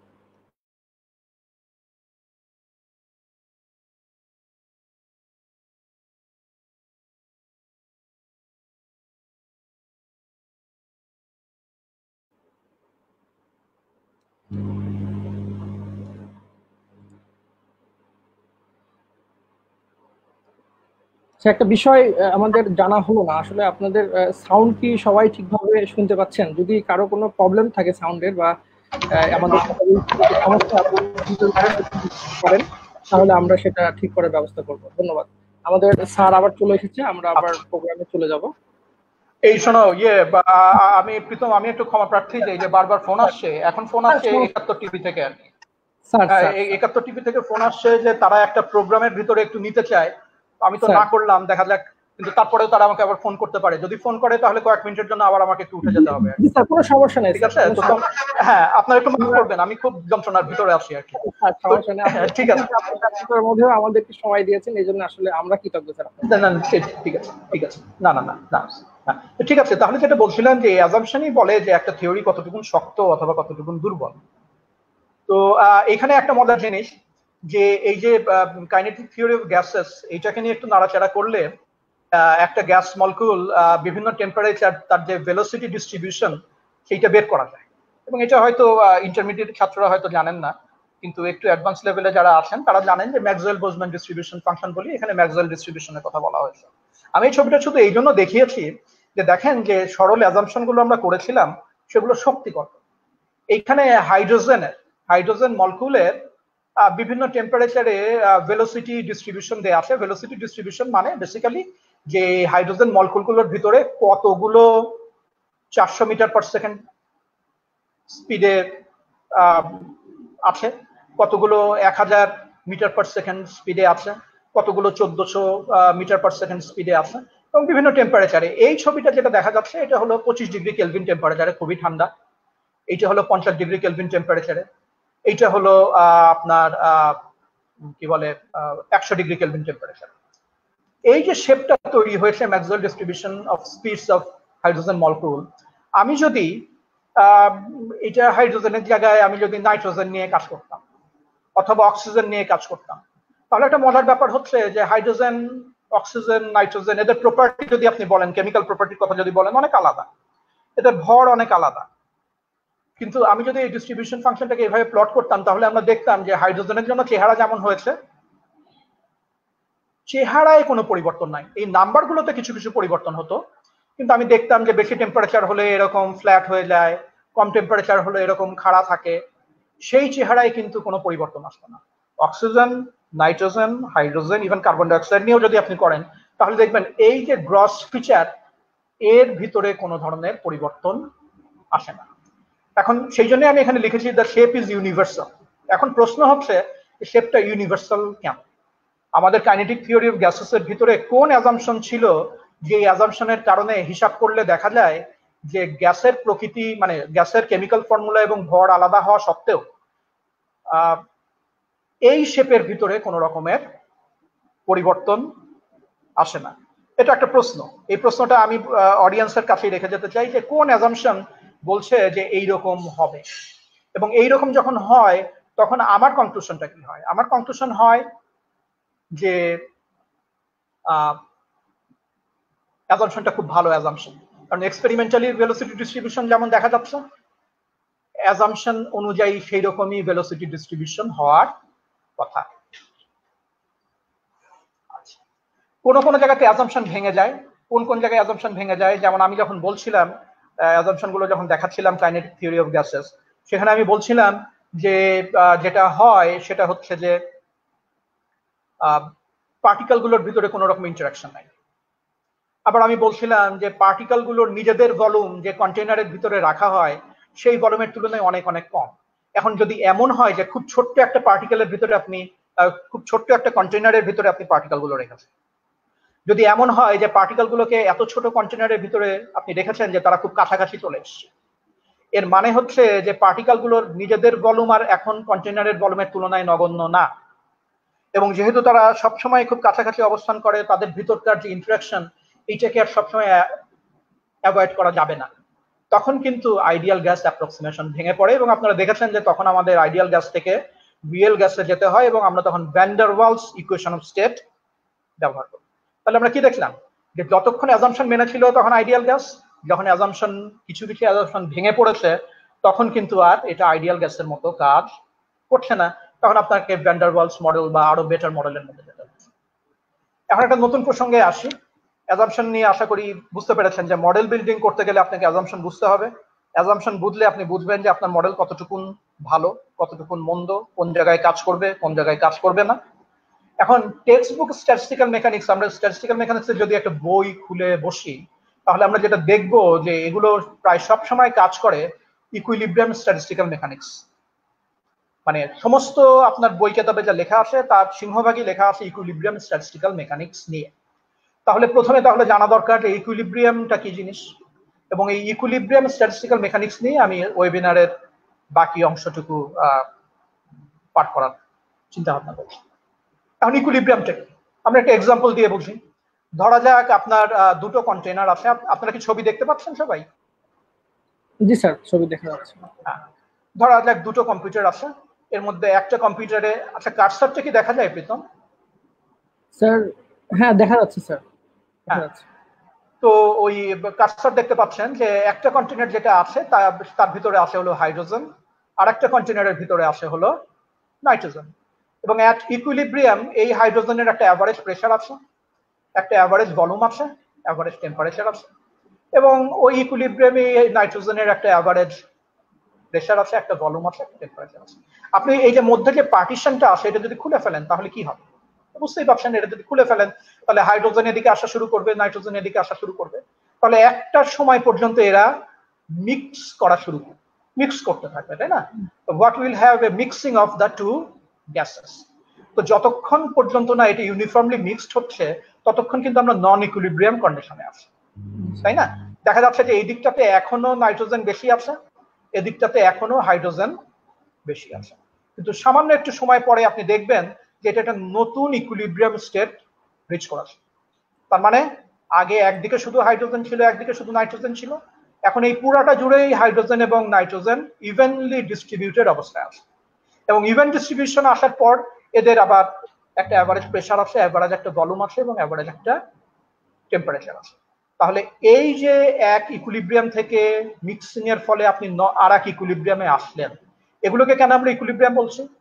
এই সিচুয়েশনে যদি আপনার এটার দিকে তাকিয়ে থাকেন তাহলে এখন যে প্রেসার পাবেন অ্যাভারেজ, এখন যে ভলিউম পাবেন অ্যাভারেজ, এবং এখন যে টেম্পারেচার পাবেন অ্যাভারেজ, যদি বাইরে থেকে এনার্জি বা কোনো কিছুর এক্সচেঞ্জ না হয়, তাহলে 5 বছর পরেও সেই একই অ্যাভারেজ প্রেসার পাবেন, একই অ্যাভারেজ ভলিউম পাবেন, একই অ্যাভারেজ টেম্পারেচার পাবেন। 10 বছর পরেও, 100 বছর পরেও, 1 লাখ বছর পরে। তার মানে কি এই ম্যাক্রোস্কোপিক যে প্যারামিটার গুলো আছে, প্রেসার, ভলিউম এবং টেম্পারেচার, অ্যাভারেজ প্যারামিটার যেগুলো আছে, এগুলোর কিন্তু কোনো পরিবর্তন সময়ের সাথে সাথে হচ্ছে না। এবং এই সিচুয়েশনটাকে আমরা বলি ইকুইলিব্রিয়াম সিচুয়েশন। তাহলে এখান থেকে একটা দারুণ ধারণা পাওয়া যায়, সেটা হচ্ছে state of equilibrium is the most probable. এটা স্ট্যাটিস্টিক্যাল মেকানিক্সের একটা দারুণ পস্টুলেট, এবং এইটা আমাদের একটু মনে রাখতে হবে। আবার একটা ফোন এসছে, ভেরি সরি। হ্যালো, ওয়ালাইকুম সালাম।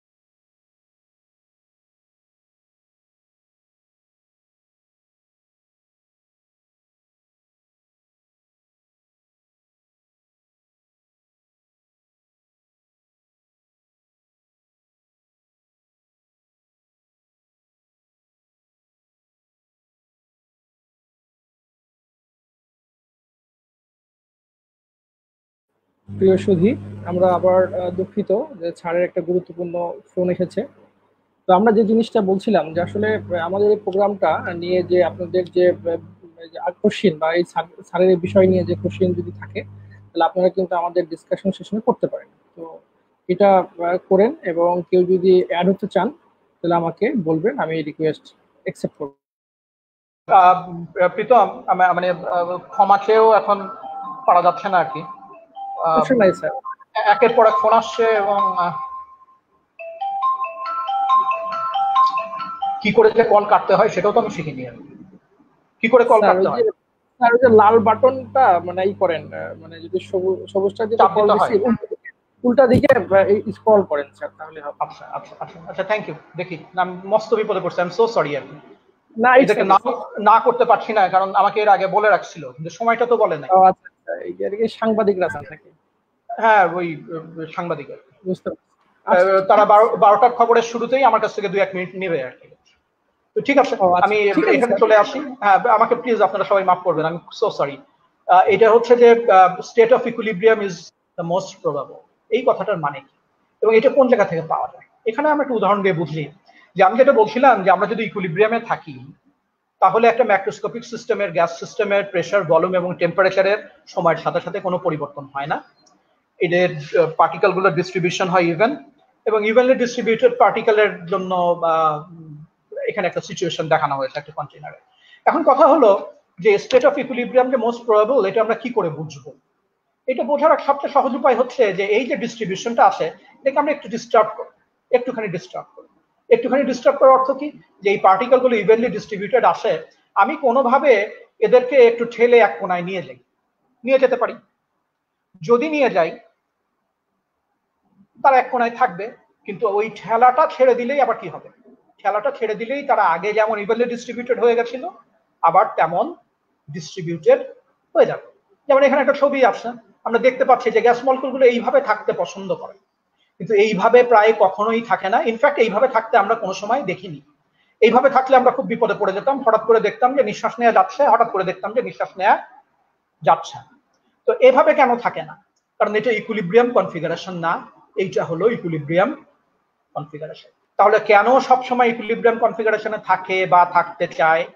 এর উত্তরটা কি? এর উত্তর হলো ইকুইলিব্রিয়াম কনফিগারেশনটাই হচ্ছে মোস্ট প্রবাবল কনফিগারেশন। একটা সিস্টেমকে যদি বিরক্ত না করা হয়, তাহলে সে সবসময় চাবে ইকুইলিব্রিয়ামে পৌঁছাতে। আর বিরক্ত করে তাকে যদি নন ইকুইলিব্রিয়ামে নিয়ে যাওয়া হয়, তাহলে বিরক্তির কারণটা যেই মাত্র দূর হবে, সাথে সাথে সে নিজেকে ইকুইলিব্রিয়াম কন্ডিশনে নিয়ে যাবে। তাহলে এইটা একটা ইম্পর্টেন্ট পয়েন্ট, যে ইকুইলিব্রিয়াম হচ্ছে সবচেয়ে সম্ভাব্য সিচুয়েশন। তাহলে সবচেয়ে সম্ভাব্য সিচুয়েশনের কথা যদি বলি, তাহলে কিসের কথা বললাম? আমি বললাম প্রবাবিলিটির কথা। আর যেখানেই প্রবাবিলিটির কথা আসে, সেখানেই কিন্তু স্ট্যাটিস্টিক্সের কথা চলে আসে। এবং প্রবাবিলিটি স্ট্যাটিস্টিক্স এর সাথে আমরা দেখবো যে ডিসঅর্ডারের একটা সম্পর্ক আছে, এবং যেখানে ডিসঅর্ডার, প্রবাবিলিটি, স্ট্যাটিস্টিক্স, তার সাথে সম্পর্ক আছে হলো এনট্রপি। তাহলে এখানে যদি সামারাইজ করি, তাহলে আমরা কি দাঁড়াচ্ছে হলো এই, যে একটা পস্টুলেট, একটা অ্যাজাম্পশন হলো state of equilibrium is the most probable state. আর যেহেতু প্রবাবিলিটির কথা বলছি, I have to adapt statistical point of view. এবং মোস্ট প্রবাবল মানে মোস্ট ডিসঅর্ডার, এটা আমি ব্যাখ্যা করব। আর যেখানে ডিসঅর্ডার এবং প্রবাবিলিটির কথা আছে, সেখানে এনট্রপির কথা চলে আসছে। এনট্রপির আমরা থার্মোডাইনামিক্স যারা পড়েছি তারা জানি যে এর স্ট্যাটিস্টিক্যাল ইন্টারপ্রিটেশন আছে। কেমন কথাটা?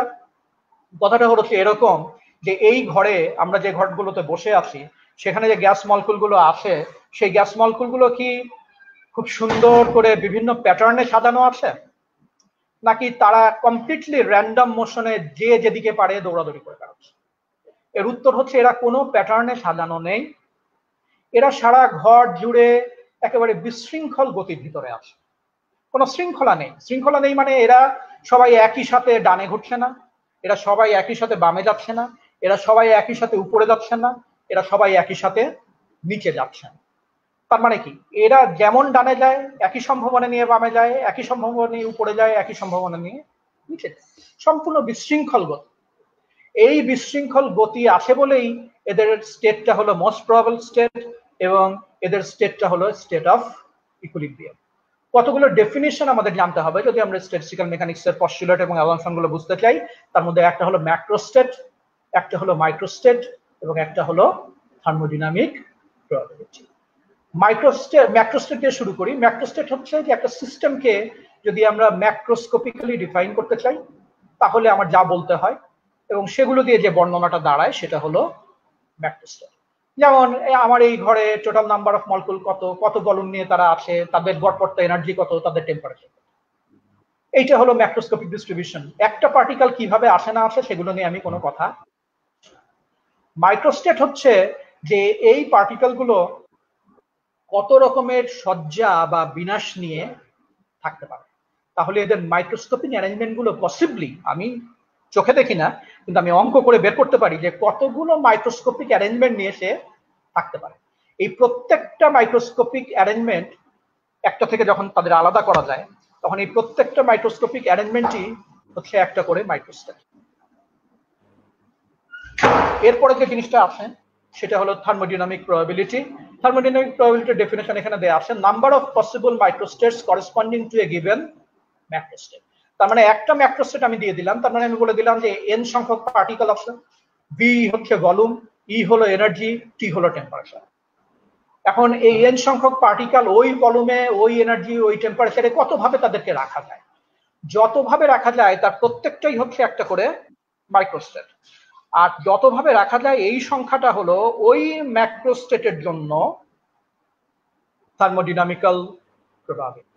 একটু ভালো করে আরেকবার প্রয়োজনে স্লাইডটা পড়ে এই জিনিসগুলো মাথায় নিতে হবে।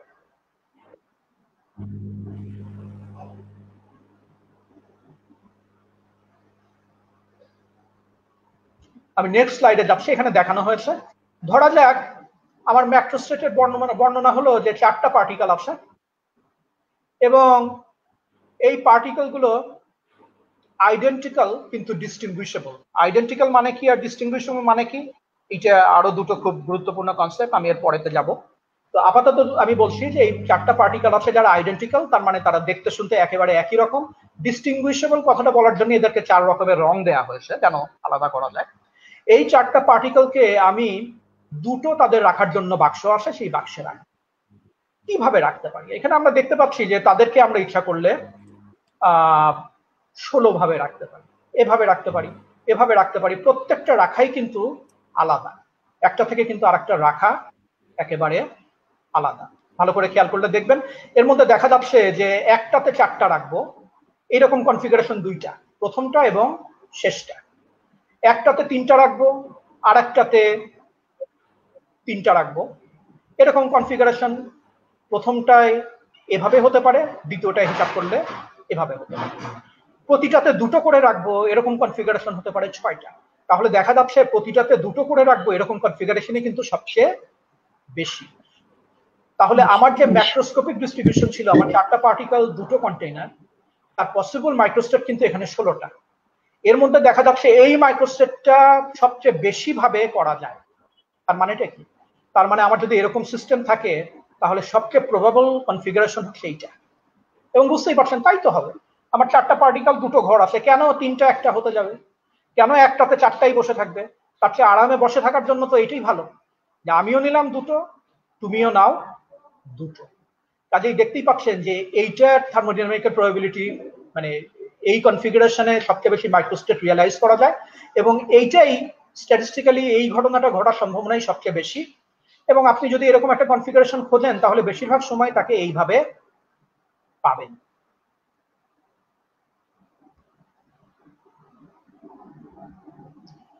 তাহলে যেটা বলছিলাম যে এনট্রপির সাথে যে থার্মোডাইনামিক্যাল প্রবাবিলিটি বা ডিসঅর্ডারের সম্পর্ক আছে, সেই সম্পর্কটা এখান থেকে দেখানো যায়। এটা একটা অত্যন্ত বিউটিফুল ফর্মুলা সায়েন্সে, এবং এইটার আমি বলবো যে একটা ল্যান্ডমার্ক ফর্মুলা। এস যদি এনট্রপি হয়, কেবি হচ্ছে বলসম্যানের কনস্ট্যান্ট, এবং ডাব্লিউ হলো থার্মোডাইনামিক্যাল প্রবাবিলিটি। তাহলে দেখা যায় যে এনট্রপি সবসময় বাড়ে যদি থার্মোডাইনামিক্যাল প্রবাবিলিটি বাড়ে। এবং একটু আগে আমরা বললাম যে সবচেয়ে বেশি থার্মোডাইনামিক্যাল প্রবাবিলিটি, তার মানে মোস্ট প্রবাবল স্টেট হলো ইকুইলিব্রিয়াম স্টেট। কাজে ইকুইলিব্রিয়াম স্টেটে এইটা সবচেয়ে বড়, যেহেতু ইকুইলিব্রিয়াম স্টেটে ডাব্লিউ সবচেয়ে বড়, কাজে ইকুইলিব্রিয়াম স্টেটে নিশ্চয়ই এনট্রপিও সবচেয়ে বেশি। তার মানে ওই যে কথাটা বলেছিলাম যে মোস্ট প্রবাবল স্টেট হলো ইকুইলিব্রিয়াম স্টেট, সেইটা থেকে এটা রেডিলি ফলো করে যে এনট্রপি হলো সবচেয়ে বেশি হয় কখন? যখন সিস্টেমটা ইকুইলিব্রিয়ামে চলে যায়।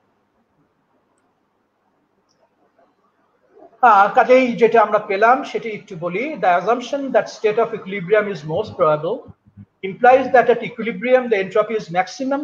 It also implies that since equilibrium is the most probable, spontaneous process runs to maximize the entropy. একটা জিনিসকে ওই যে বললাম যে কোনো রকম জ্বালা যন্ত্রণা না দিয়ে আপনি যদি ছেড়ে দেন তাহলে সেই ইকুইলিব্রিয়ামে চলে যাবে। তার মানেটা কি? তার মানে তাহলে দাঁড়ালো যে একটা সিস্টেমকে যদি আপনি জ্বালা যন্ত্রণা দিয়ে তার মতো ছেড়ে দেন তাহলে সে এমন এক জায়গায় যাওয়ার চেষ্টা করবে যেখানে এনট্রপি ম্যাক্সিমাম হয়। তাহলে বুঝতেই পারছেন চেইন অফ ইভেন্টস, আপনার যে অ্যাজাম্পশন, আপনার যে পস্টুলেট, সেগুলো থেকে কিন্তু আমরা বড় বড় সিদ্ধান্তগুলোতে পৌঁছাতে পারি। তাহলে কথা কি দাঁড়ালো, যেহেতু ম্যাক্সিমাম এন্ট্রপি অথবা ইকুইলিব্রিয়াম হচ্ছে সবচেয়ে সম্ভাব্য এবং সবচেয়ে বেশি এন্ট্রপি হলো যখন সবচেয়ে বেশি ডিসঅর্ডার, কাজে ডিসঅর্ডারটাই হলো ন্যাচারাল স্টেট। সরি, আমাকে আবার একটু ধরতেই হচ্ছে আর কি। হ্যালো, সমস্যা আসসালামু নেই। আলাইকুম। হ্যাঁ,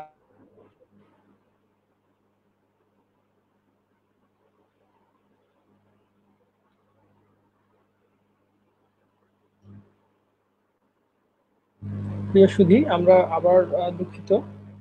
আসলে আমরা সবাই ইতিমধ্যে অবগত হয়েছি যে স্যারের একটা ইমার্জেন্সি কল আসার কথা ছিল 12টায়, একটা টেলিভিশন চ্যানেলের লাইভ প্রোগ্রামে স্যার থাকবে। তো এই জন্য আমরা খুবই দুঃখিত যে স্যার কিছুক্ষণের জন্য বিরতি নিয়েছে, আবার হয়তো শুরু হবে। ধৈর্য ধারণ করার জন্য ধন্যবাদ সবাইকে। ও গড, আবার ওই যে 71 টিভি চলে এসছে আর কি। হ্যাঁ, আমি স্যার আপনি 5 মিনিটের মধ্যে ইয়ে করছি, জি জি স্যার, এরপরে আপনি আমি 5 ফোন মিনিট, করে ফোন জি করবো। স্যার, জি স্যার, আপনি কলটা নিয়ে আসেন স্যার। আহ, সুতরাং আমরা যেটা বলছিলাম যে আসলে আমাদের এই যে যে ওয়েবনিয়ারটা আমাদের এটা প্রথম একটা আমাদের এই প্রোগ্রাম। তো এই প্রোগ্রামের নিয়ে হয়তো আপনাদের অনেক আহ, সমালোচনা থাকতে পারে, আমাদের হয়তো ভুল ত্রুটি থাকতে পারে। তো আমি যেটা অনুরোধ করব যে যদি কোনো ভুল থেকে থাকে বা ভুল হয়ে যায়, তাহলে আপনারা আমাদের ক্ষমা সুন্দর দৃষ্টিতে দেখবেন এবং আপনাদের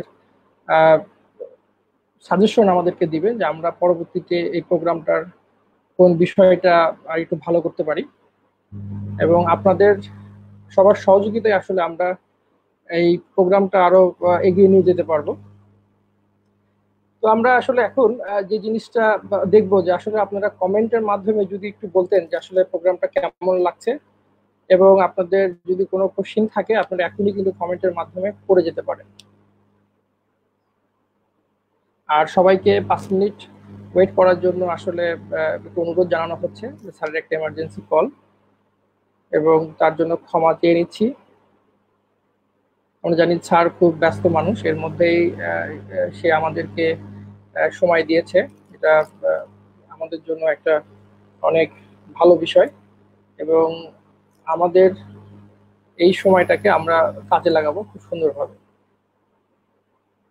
এবং আপনারা, আমার বিশ্বাস যে আমরা যে উদ্দেশ্য নিয়ে এই এই এই ওয়েবিনারের আয়োজন করেছি, যে আমরা এই বিশ্ব করোনা মহামারীর সময়ে আমাদের যে ছাত্রছাত্রীদের ক্যাম্পাস মুখরতা এবং ছাত্র ছাত্রীদের সাথে শিক্ষকের যে একটা ইন্টারাকশনের যে একটা প্ল্যাটফর্ম থাকে ক্যাম্পাস, এবং সেখানে আমরা সহজেই যোগাযোগ করতে পারি এবং পড়াশোনা এবং গবেষণা নিয়ে কিন্তু আলোচনা করার একটা সুযোগ থাকে, সেটা কিন্তু আসলে এই বিশ্ব করোনা এই মহামারীর সময় আমাদের বন্ধ হয়ে গেছে।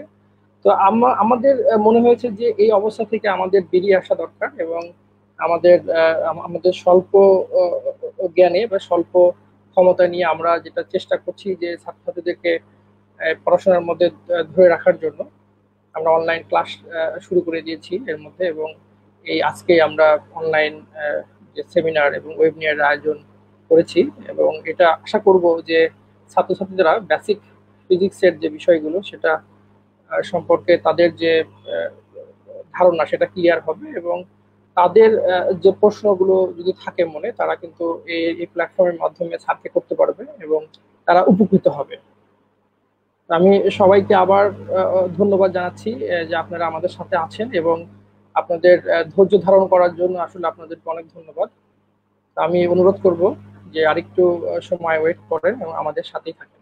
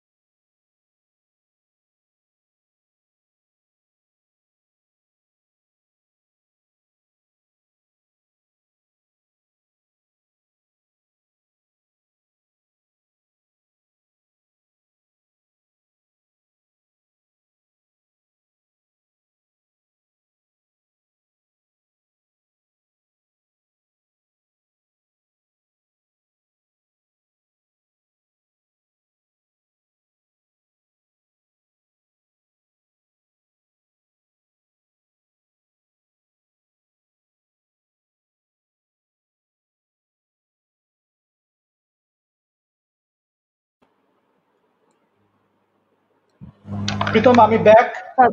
Sir sir thank you sir. হ্যাঁ, আমি সরি, আমি সিম্পলি তাদেরকে না করে দিতাম, কিন্তু আমার ফল্ট হলো যে ওই গতকাল সন্ধ্যায় ওনারা আমার সাথে কথা বলেছিলেন এবং তখন আমি রাজি হয়েছিলাম, কিন্তু ওনারা আমাকে বলেননি যে কোন সময়টা ওনারা এটা করবেন। ওই রাজিটুকু হয়েছে বলেই আমি ফোন ধরেছি। আমি আর কোনো ফোন ধরছি না আর কি।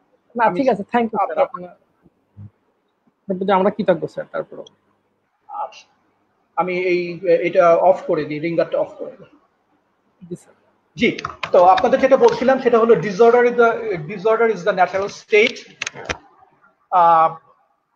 যেটা বলছিলাম যে আমরা ডিসঅর্ডার পছন্দ করি না, কিন্তু প্রকৃতি কিন্তু ডিসঅর্ডার খুব পছন্দ করে। এটা একটু মনে রাখলে ভালো, যে প্রকৃতি ডিসঅর্ডার খুব পছন্দ করে, আমরা যদিও করি না। প্রাকৃতিক স্টেট হলো ডিসঅর্ডার স্টেট। তাহলে আমি যদি এখন ফর্মালি স্ট্যাটিস্টিক্যাল মেকানিক্সের অ্যাজাম্পশন গুলোতে আসি, এখানে তিনটা অ্যাজাম্পশন আছে, কোনো বইয়ে দুটো অ্যাজাম্পশন আছে, কোনো বইয়ে চারটে অ্যাজাম্পশন আছে। সেটা বড় কথা না, বড় কথা হচ্ছে যে এই অ্যাজাম্পশন গুলোর ভিতরেই আসলে যেখানে দুটো আছে সেই দুটোর কথা এর ভিতরে আছে, যেখানে চারটা আছে সেখানে চারটার কথাও এই তিনটার ভিতরেই আছে। তাহলে প্রথম অ্যাজাম্পশনটা হচ্ছে যে the experimental result of A measurement of an observable in a macroscopic system is the ensemble average of such observable ensemble কি আমরা শিখব। Any macroscopic system at equilibrium is described by the maximum entropy ensemble subject to the constraints that define the macroscopic system. 3 নম্বর হচ্ছে an isolated system in equilibrium is equally likely to be any of its accessible states or states with equal energy are equally probable. তো আমি একটু খেয়াল করতে বলি, আমি একটা একটা করে এগুলো নিয়ে একটু কথা বলবো।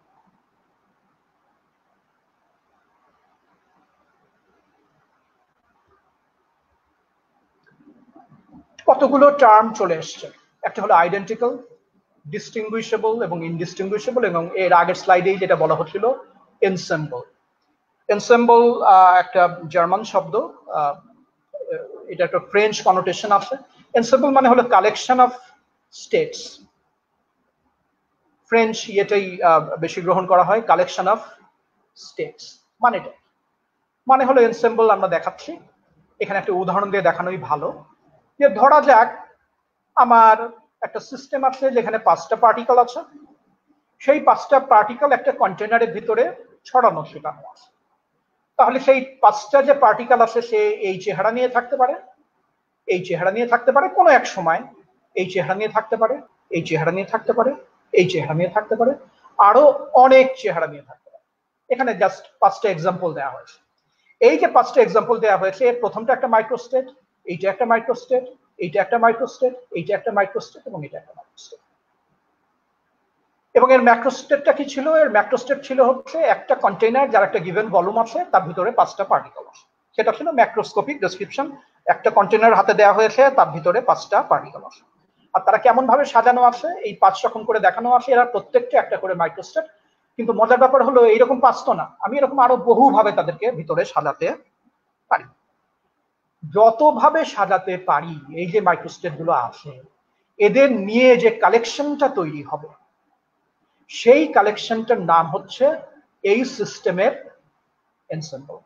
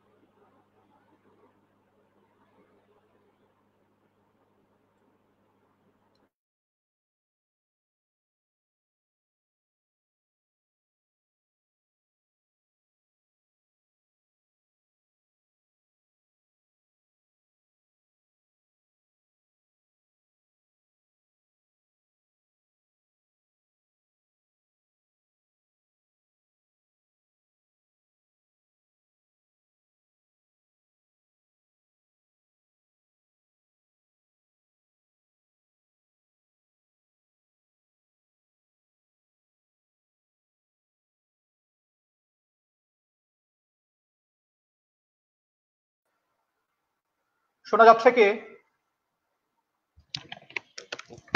প্রীতম শোনা যাচ্ছে স্যার, শোনা শোনা যাচ্ছে। যাচ্ছে? ইলেকট্রিসিটি চলে গেছে, আমি ওই হ্যাঁ ইলেকট্রিসিটি চলে স্যার গেছে। ওই যে এখন, জি স্যার এখন শোনা যাচ্ছে। আচ্ছা তাহলে আমি আবার শেয়ার করি, তাই না? জি সবাইকে শুনতে পাচ্ছেন?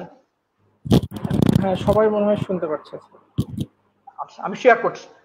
জি আমি স্যার। সরি, ইলেকট্রিসিটি চলে গেছে আর কি।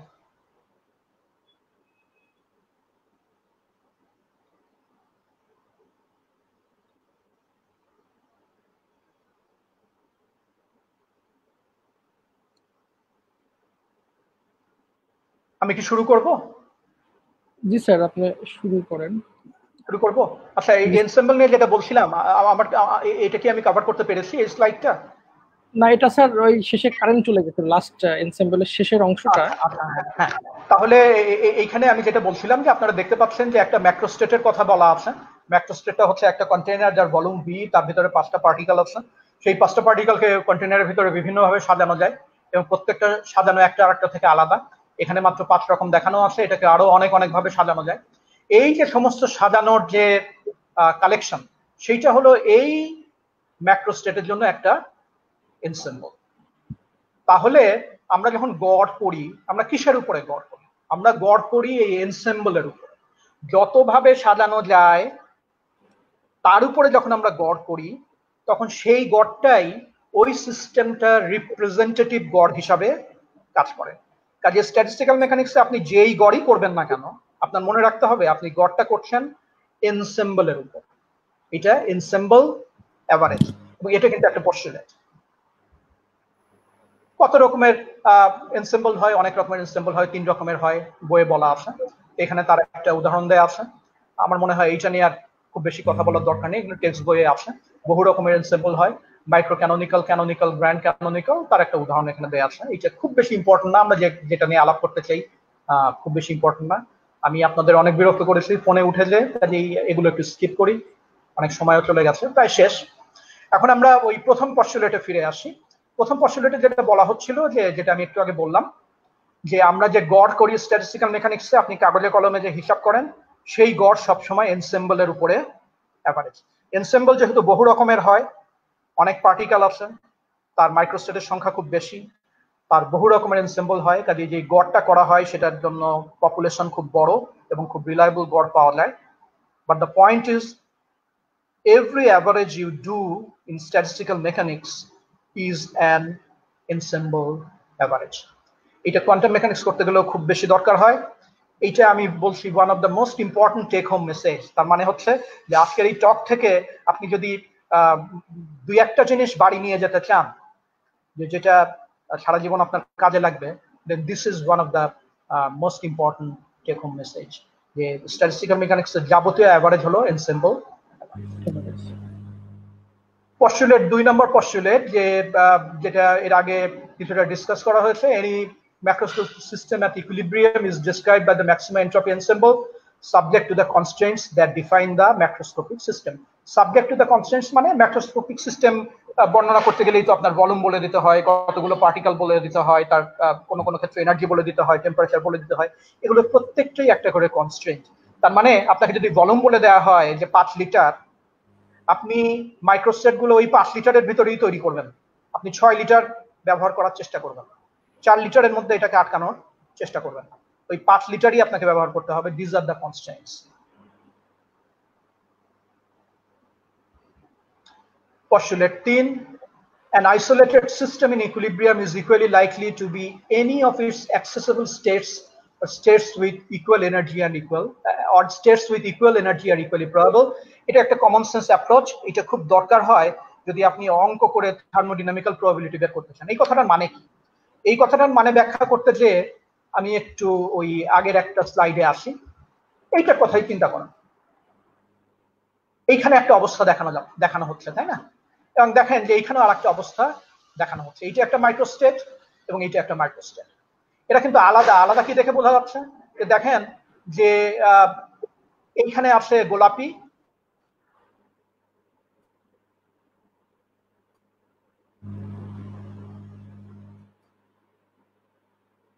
এখানে আছে, এইটা ঘটার যে সম্ভাবনা, তার মানে কি, যে ইকুইলিব্রিয়ামে এরা আসে সেই ইকুইলিব্রিয়ামে থাকা অবস্থায় এ স্টেট এবং এ স্টেটের এনার্জি যদি একই হয়, একই হবে, সেটা যদি আমার কনস্ট্যান্ট হয়, তাহলে এইটা ঘটারও যে সম্ভাবনা, এইটা ঘটারও সে সম্ভাবনা। ইনফ্যাক্ট এখানে যা যা আছে তার প্রত্যেকটা ঘটনা ঘটার সম্ভাবনা, এইটা ঘটার, এইটা ঘটার, এইটা ঘটার, এইটা এবং এইটা, এগুলো ঘটার সম্ভাবনা একই যদি এখানকার এনার্জি, এখানকার এনার্জি, এখানকার এনার্জি, এখানকার এনার্জি এবং এখানকার এনার্জি একই হয়। এটা কমন সেন্স। বাজারে যদি মার্বেল পাওয়া যায় লাল, নীল, হলুদ, সবুজ, এবং প্রত্যেকটা মার্বেলের দাম যদি হয় 10 টাকা, তাহলে যে রং চেনে না তার লাল মার্বেল কেনারও যে সম্ভাবনা, হলুদ মার্বেল কেনারও সে সম্ভাবনা, সবুজ মার্বেল কেনারও সেই একই সম্ভাবনা, যেহেতু তাদের দাম একই। এটাই হলো এই পস্টুলেট অফ ইকুয়াল এনার্জি। ঠিক আছে? আমরা এখানে লাল, নীল, সবুজ করেছি, কিন্তু আসলে কি মলকুলগুলো লাল, নীল, সবুজ? মোটেই না। আর মলকুলগুলো কি লাল, নীল, সবুজ চেনে? চেনে না। কাজে তাদের জন্য ওই যে সেই জন্যই বললাম যে রং চেনে না, কাজে মার্বেল গুলো দাম যদি একই হয় তাহলে যে কোনোটাই সে একই সম্ভাবনা নিয়ে কিনতে পারে। আরেকটা খুব ইম্পর্টেন্ট স্লাইড, আমি আইডেন্টিক্যাল শব্দটা ব্যবহার করেছি, ডিস্টিংগুইশেবল শব্দটা ব্যবহার করেছি, এবং ইনডিস্টিংগুইশ শব্দটা আছে। আইডেন্টিক্যাল মানে কি? আইডেন্টিক্যাল মানে আমরা জানি একই রকম। তো একই রকম মানে কি? একই রকম মানে দেখতে একই রকম এবং প্রপার্টিও হুবহু একই রকম। দেখতে হুবহু একই রকম এবং প্রপার্টি হুবহু একই রকম। এমনি বাস্তবে কিন্তু যেগুলো দেখতে একই রকম তাদের প্রপার্টি হুবহু একই রকম নয়। কারণ আপনি দুটো মিষ্টির দোকান থেকে দুটো রসগোল্লা নিয়ে আসতে পারেন, আপনি দেখে বলতে পারবেন না যে কোনটা কোন দোকানের রসগোল্লা। কেন বলতে পারবেন না? যদি তাদের অ্যাপিয়ারেন্স হুবহু একই রকম হয়। কিন্তু কামড় দিলে কিন্তু দেখবেন যে দুটো রসগোল্লা একই রকম নয়। তার মানে অ্যাপিয়ারেন্স এক কিন্তু প্রপার্টিতে এক নয়। কিন্তু ফিজিক্সে যে পার্টিকেল গুলোর আমরা কথা বলি তারা শুধু অ্যাপিয়ারেন্সে এক না, তাদের প্রপার্টিও এক। আমি যখন হাইড্রোজেন মলকুলের কথা বলি তখন আমার ঘরের হাইড্রোজেন মলকুল দেখতে যেমন আপনার ঘরের হাইড্রোজেন মলকুল দেখতে হুবহু সেরকম, এবং আমারটা যে প্রপার্টি শো করে আপনি যেখানে বসে আসেন সেখানকার হাইড্রোজেন মলকুলও ঠিক এক্স্যাক্টলি একই প্রপার্টি শো করে। তাহলে ফিজিক্স আইডেন্টিক্যাল মানে হলো appearance plus properties, appearance plus properties. এটা মাথার মধ্যে রাখতে হবে। এটা এভরিডে লাইফের আইডেন্টিক্যাল নয়। আইডেন্টিক্যাল বা ডিস্টিংগুইশেবল। ফিজিক্সে ডিস্টিংগুইশেবল মানে কি? ডিস্টিংগুইশেবল এর বাংলা অর্থটা কি? বাংলা অর্থটা হলো এদের পার্থক্য করা যায়। তো ফিজিক্সে পার্থক্য করা যায় কি করে? একটু আগে আমি বললাম যে আমার হাইড্রোজেন মলকুল এবং আপনার hydrogen molecule in all respect absolutely identical. তাহলে আমি ডিস্টিংগুইশ করবো কি করে? ফিজিক্সে ডিস্টিংগুইশেবল করার যে ক্রাইটেরিয়া সেটা হলো ওদেরকে ট্র্যাক করা যায়। তার মানে আপনার ঘরের যে হাইড্রোজেন মলকুলটা আছে তার নাম আপনি যদি দেন হচ্ছে লালটু, আর আমার ঘরের যে হাইড্রোজেন মলকুল আছে তার নাম যদি আমি দিই পল্টু, আমরা দুজন যতক্ষণ পর্যন্ত লালটু এবং পল্টুর গতিবিধি নিখুঁতভাবে পরিমাপ করতে পারবো ততক্ষণ কিন্তু লালটু এবং পল্টু আলাদা। কথাটা বুঝতে হবে।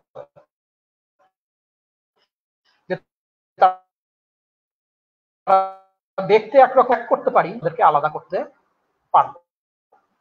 আপনি মেঝেতে কতগুলো মার্বেল গড়িয়ে দেন, 10টা মার্বেল গড়িয়ে দিলেন এবং 10 জনকে দায়িত্ব দিলেন যে তুমি 1 নম্বরটা দেখবা, তুমি 2 নম্বর, 3 নম্বর, আগে আপনি নাম্বার দিয়ে রেখেছেন। ওরা যদি ওটাকে ট্র্যাক করতে পারে, মার্বেল গুলো সব দিক থেকে একরকম হলেও তারা কিন্তু ডিস্টিংগুইশেবল। তার মানে যতক্ষণ পর্যন্ত আপনি তাদের পজিশন এবং মোমেন্টাম মেজার করতে পারছেন তারা ডিস্টিংগুইশেবল। কিন্তু এরকম সময় আসবে, পদার্থবিজ্ঞানে আসে, যখন আপনি যতই চেষ্টা করেন না কেন লালটু এবং পল্টুকে নিখুঁতভাবে ট্র্যাক করতে পারবেন না। ইভেন থিওরিটিক্যালিও পারবেন না, প্র্যাকটিক্যালি তো দূরের কথা, থিওরিটিক্যালিও পারবেন না। এবং এই যে কনসেপ্টটা, এটা কিন্তু কোয়ান্টাম মেকানিক্যাল কনসেপ্ট, এবং এই কোয়ান্টাম মেকানিক্যাল পার্টিকেল হিসেবে আমরা যাদের ট্রিট করি তাদের আলাদা আলাদা ট্রিট করা যায় না, তাদের আলাদা এইভাবে ইয়ে করা যায় না, এবং এই কারণেই এই পার্টিকেল গুলো হচ্ছে ইনডিস্টিংগুইশেবল। তার মানে ইনডিস্টিংগুইশেবল কখন হয়? যখন একই রকম দেখতে হওয়া সত্ত্বেও, একই রকম দেখতে হওয়া পরেও তাদেরকে আপনি নিখুঁতভাবে ট্র্যাক করতে পারেন না। এবং এর পিছনে কি আছে আমি হয়তো সময় থাকলে বলবো। এর পিছনে যেটা আসে সেটা হলো ওয়েভ পার্টিকেল ডুয়ালিটি এবং uncertainty principle. Classical physics wave particle ডুয়ালিটিও নেই, আনসার্টেনিটি প্রিন্সিপলও নাই, ঠিক আছে? কাজেই আপনি যখন ইনডিস্টিংগুইশেবল পার্টিকেলের কথা বলবেন, আপনি কিন্তু আর ক্লাসিক্যাল স্ট্যাটিস্টিক্যাল মেকানিক্সের ভিতরে নেই, আপনি কোয়ান্টাম স্ট্যাটিস্টিক্যাল মেকানিক্সের ভিতরে ঢুকে পড়েছেন। এইখানে দেখেন আইডেন্টিক্যাল বা ডিস্টিংগুইশেবল, ওই যে বিভিন্ন রং দিয়ে আমরা ডিস্টিংগুইশ করার ব্যবস্থা করেছি, যদিও মনে রাখতে হবে প্রকৃতিতে এরকম কোনো রং নেই, আমার বোঝার সুবিধার জন্য আমি রং দিয়ে নিয়েছি। এখানে দেখেন একটা মজার জিনিস, ডিস্টিংগুইশেবল পার্টিকেল 1 এবং 2 দিয়ে এদেরকে ডিস্টিংগুইশ করা হয়েছে, যদিও তারা আইডেন্টিক্যাল। ডিস্টিংগুইশেবল বলতে কি বোঝানো হয়েছে, যে এদের ট্র্যাক করা যায়। এখানে দেখেন 1, 2 দিনই, কাজে এরা ডিস্টিংগুইশেবল না, এদেরকে আমি বলছি বোজন, এদেরকে বলছি ফার্মিয়ন। বোজনকে সাজানো যায়, একটাতে দুটো রাখা যায়, একটা একটা করে রাখা যায়। ফার্মিয়ন গুলো এক্সক্লুশন প্রিন্সিপাল মেনে চলে, একই কম্পার্টমেন্টে আপনি দুটোকে রাখতে পারবেন না। কাজে দেখতে পাচ্ছেন যে ডিস্টিংগুইশেবল হবে নাকি ইনডিস্টিংগুইশেবল হবে তার উপরে ডিপেন্ড করে কতগুলো মাইক্রোস্টেট আপনি পাবেন। দেখেন ডিস্টিংগুইশেবল হলে এইটা একটা মাইক্রোস্টেট, এইটা একটা, এইটা একটা, এইটা একটা। ইনডিস্টিংগুইশেবল হলে, বোজন হলে এইটা একটা, এইটা একটা, এইটা একটা। ফার্মিয়ন হলে একটি মাত্র মাইক্রোস্টেট পাওয়া যাবে, কারণ এইটাকে এইখানে আর এইটাকে এখানে রাখা মানে যা, এইটাকে এখানে আর এইটাকে এখানে রাখা মানেও তাই, কারণ এদেরকে আপনি ডিস্টিংগুইশ করতে পারেন। দিস ইজ অ্যান এক্সাম্পল যে পার্টিকেলের ডিস্টিংগুইশেবিলিটি এবং ইনডিস্টিংগুইশেবিলিটির উপরে মানে ডিপেন্ড করে কি করে মাইক্রোস্টেটের সংখ্যার পরিবর্তন হয়, আর মাইক্রোস্টেটের সংখ্যার পরিবর্তন হওয়ার মানেই হলো থার্মোডাইনামিক্যাল প্রবাবিলিটির পরিবর্তন হওয়া। তাহলে যেটা বলছিলাম যে আইডেন্টিক্যাল এবং ইনডিস্টিংগুইশেবল পার্টিকেল, যেগুলো কোয়ান্টাম পার্টিকেল, এরকম পার্টিকেল প্রকৃতিতে মাত্র 2 ধরনের আছে। এক ধরনের নাম বোজনস, এক ধরনের নাম ফার্মিয়ন্স। আমাদের সত্যেন বোস বাঙালি বিজ্ঞানী, তার নাম অনুসারী বোজনস, যারা আইডেন্টিক্যাল, ইনডিস্টিংগুইশেবল, কিন্তু এক্সক্লুশন প্রিন্সিপাল মেনে চলে না, তার মানে একই কোয়ান্টাম স্টেটে অনেকগুলো থাকতে পারে। আর আছে ফার্মিয়ন্স, যারা আইডেন্টিক্যাল, ইনডিস্টিংগুইশেবল, কিন্তু একটি কোয়ান্টাম স্টেটে একটির বেশি থাকতে পারে না, তার মানে হলো এরা এক্সক্লুশন প্রিন্সিপাল মেনে চলে। এইভাবে সমস্ত কোয়ান্টাম পার্টিকেল গুলোকে ক্লাসিফাই করা যায়। বোজনরা মিশুক, এক্সক্লুশন প্রিন্সিপাল তারা মানে না। ফার্মিয়নরা খুব ইন্ডিভিজুয়াল, তার এক্সক্লুশন প্রিন্সিপাল মেনে চলে। একটুখানি অঙ্ক, এবং এই অঙ্কের জন্য, এই অঙ্কের পরে আমাদের শেষ হয়ে যাবে, এই অঙ্কের জন্য আমি একটু মাপ চেয়ে নিচ্ছি, কারণ আমি অঙ্ক টঙ্কর মধ্যে যেতে চাইনি, কিন্তু ফেজ স্পেসের ধারণাটা থাকা দরকার। আপনি দেখেন এটা একটা coordinate system, X Y Z. এখানে দুটো পার্টিকেল আছে 1 এবং 2। 1 এর পজিশন ভেক্টর হলো r1, 2 এর পজিশন ভেক্টর হলো r2। কিন্তু এই দুটো পার্টিকেল নিয়ে যে সিস্টেমটা তৈরি হয়েছে, এটাকে যদি আপনি স্পেসিফাই করতে চান, তাহলে আপনার এর পজিশন এবং মোমেন্টাম দুটোই জানা দরকার। তো পজিশনের জন্য দুটো কোঅর্ডিনেট আছে। এই পার্টিকেলটার পজিশনের এই পার্টিকেলের জন্য পজিশনের জন্য 3টা কোঅর্ডিনেট আছে, x1, y1 এবং z1। এই পার্টিকেলের জন্য 3টা কোঅর্ডিনেট আছে, x2, y2 এবং z2। এই পার্টিকেলের যে মোমেন্টাম p1, এর কিন্তু আবার 3টা কম্পোনেন্ট আছে, p1x, px1, py1 এবং pz1। এটার জন্য কিন্তু আবার 2 নম্বরটার জন্য 3টা কম্পোনেন্ট আছে, px2, py2 এবং pz2। তাহলে দেখতে পাচ্ছেন এই দুটো পার্টিকেলের জন্য কিন্তু আমার 6টা কোঅর্ডিনেট দরকার। 6 দুগুণে 12টা, ইনফ্যাক্ট প্রতিটার জন্য 6টা করে দরকার। এখানে 3টা হলো কনফিগারেশনের জন্য, 3টা মোমেন্টামের জন্য, এখানে 3টা কনফিগারেশনের জন্য, 3টা মোমেন্টামের জন্য। তাহলে এরকম একটা স্পেস যেখানে প্রত্যেকটা পার্টিকেলের জন্য 3 দুগুণে 6টা করে কোঅর্ডিনেট আমার লাগে, এরকম একটা স্পেস যদি আপনি তৈরি করেন, সেটার নাম হবে ফেজ স্পেস। এবং ফিজিক্সে যত রকমের ঘটনা ঘটে, তার সবকিছুই ঘটে কিন্তু ফেজ স্পেসে। আপনি হয়তো উপলব্ধি করেন না, কিন্তু যত রকমের আপনি ইকুয়েশন লেখেন, হিসাব করেন, তার সবকিছুই আপনাকে করতে হয় ফেজ স্পেসে। এটা লেখা আছে, everything that happens in physics happens in the phase space. তো এই ফেজ স্পেসে যে ঘটনাটা ঘটে, তার জন্য একটা ইকুয়েশন আছে, সেটাকে বলে লিউভিল থিওরেমস। আমার মনে হয় আমি অনেক সময় নিয়ে ফেলেছি, আমি লিউভিল থিওরেম নিয়ে প্রশ্ন না থাকলে আর খুব বেশি বলবো না, এটাই অলমোস্ট শেষ। এটা নিয়ে আমি বলতে চেয়েছিলাম, কিন্তু অনেক সময় চলে গেছে। প্রথম আমি বোধহয় সময় অনেক বেশি নিয়ে ফেলেছি, তাই না? ছাত্ররা খুব বিনয়ী, তুমি তো সমস্যা নাই বলবা, কিন্তু আমার মনে হচ্ছে আমি অনেক সময় নিয়ে ফেলেছি। তো লিউভিল থিওরেমটা আপনারা একটু পড়ে দেখেন। এখানে যেটা করা হয়েছে, ফেজ স্পেসে পয়েন্টের যে ডেনসিটি, সেই ডেনসিটির টাইম ডেরিভেটিভ বের করা হয়েছে, এবং এই টাইম ডেরিভেটিভের জন্য একটা এক্সপ্রেশন আছে, খুবই ইউজফুল ফর্মুলা। এইটা যদিও এই ব্র্যাকেটে লেখা হয়েছে, এটা পয়সন ব্র্যাকেট। এটা হলো partial derivative of the point density, এইটা যদি 0 হয় তাহলে সিস্টেমটা ইকুইলিব্রিয়ামে থাকে। সিস্টেমটাকে ইকুইলিব্রিয়ামে রাখার জন্য যে কন্ডিশন, তার ম্যাথমেটিক্যাল ফর্মুলেশন হলো এই লিউভিলের থিওরেম। এবং স্ট্যাটিস্টিক্যাল মেকানিক্সের কেউ যদি ম্যাথমেটিক্যাল ফাউন্ডেশনটা বুঝতে চায়, তার কিন্তু এই থিওরেমটা খুব ভালো করে বোঝা দরকার। এবং লিউভিল থিওরেম আসলে কি বলছে হচ্ছে এই যে ইকুইলিব্রিয়াম যদি আপনি থাকেন, তাহলে এটা যদি সিস্টেম হয়, পি হলো জেনারেলাইজড মোমেন্টাম, কিউ হলো জেনারেলাইজড কোঅর্ডিনেটস, তাহলে এই সিস্টেম এখানেও থাকতে পারে, এখানেও থাকতে পারে, কিন্তু এই যে volume in the phase space যেটা আসে, এখানে পয়েন্টের যে ডেন্সিটি, সেই ডেন্সিটি টাইম ডেরিভেটিভ নিলে শূন্য পাওয়া যায়। তার মানে টাইম ডেরিভেটিভে কোনো পরিবর্তন হয় না। তাহলে শূন্য পাওয়ার অর্থটা কি? শূন্য পাওয়ার অর্থ হচ্ছে এই যে ডেন্সিটি ডিস্ট্রিবিউশন, এটা নিশ্চয়ই নিজেকে একটা ম্যাক্সিমাম জায়গায় নিয়ে গেছে। তার মানে ফেজ স্পেস জুড়ে এমন ভাবে ছড়িয়ে ছিটিয়ে গেছে যে পুরো ফেজ স্পেস জুড়ে আমার সিস্টেমটা নিজেকে কনফিগার করার চেষ্টা করছে। এই জন্যই একটা ঘরের ভিতরে যে গ্যাস পার্টিকেল গুলো আছে, এদেরকে আপনি একটা কোনায় ঠেলে দিলে ওরা কোনায় থাকতে চাবে না। তারা চাবে যে এদের জন্য যে কনফিগারেশন স্পেস আছে, তার যতদূর সম্ভব তারা কাভার করতে। তারা একটা নির্দিষ্ট জায়গায় XYZ নিয়ে থাকতে চায় না। তারা চায় যে এই ঘরের ভিতরে যত রকম XYZ নিয়ে থাকা যায়, যত রকমের PX PYZ নিয়ে থাকা যায়, তার প্রত্যেকটাই সে দেখবে। এবং সেটা থেকেই কিন্তু ইকুইলিব্রিয়াম আসে। এরগোটিক হাইপোথিসিস আসে, আমার মনে হয় একটু বেশি কঠিন হয়ে যাবে, তারপরে আপনারা একবার পড়ে দেখতে পারেন। এখানে ওই লিউভিল থিওরেমের একটা এক্সপ্লেনেশন দেয়া আছে। যারা ফার্স্ট ইয়ার সেকেন্ড ইয়ার তাদের জন্য বোধহয় একটু বেশি কঠিন হয়ে যাবে, কিন্তু আমি আপনাদের রিকোয়েস্ট করবো অন্তত একবার পড়ে দেখেন এবং এখন পর্যন্ত যা বলা হলো আর কি, যেটুকু আমি বললাম সেটা মেক সেন্স করছে কিনা। আমি আসলে যা বলেছি সেটাকেই কিন্তু এখানে ওই সমস্ত হাইপোথিসিস, অ্যাজাম্পশন, ওই সমস্ত জিনিসগুলোকেই কিন্তু এইখানে আপনার ওই সামারাইজ করা হয়েছে আর কি। তো এই সামারিটা আপনারা একটু দেখতে পারেন। এবং এটা হচ্ছে যে খুব সংক্ষেপে বহু কথা এর ভিতরে বলা হয়েছে এবং আমি যা বলেছি সেগুলোকেই সামারাইজ করা হয়েছে। তো আমি আবারও ক্ষমা চাই, এরকম কখনো হয়নি যে আমাকে বারবার ফোন পেয়ে উঠে যেতে হয়েছে। আমি তাদের কথা দিয়েছিলাম, সো আমি আপনাদেরকেও কথা দিয়েছিলাম, দুটো কথা রাখতে যে আমি একটা ইয়ে করে ফেলেছি। আপনারা খাবার সুন্দর দৃষ্টিতে দেখবেন। আর আমি অনেক সময় ধরে আপনাদের বোর করলাম।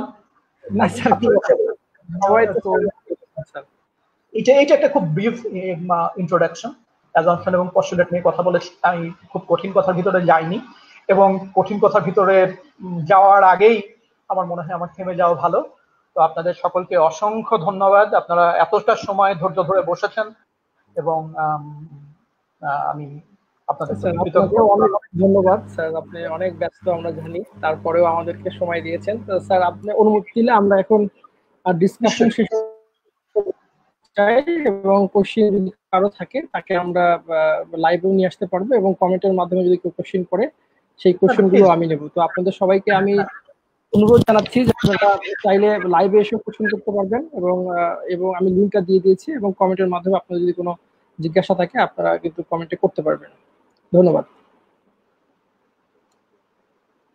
আমাদের সাথে মনে হয় রাজশাহী বিশ্ববিদ্যালয়ের একজন শিক্ষক আছে, ইসমাইল হোসেন।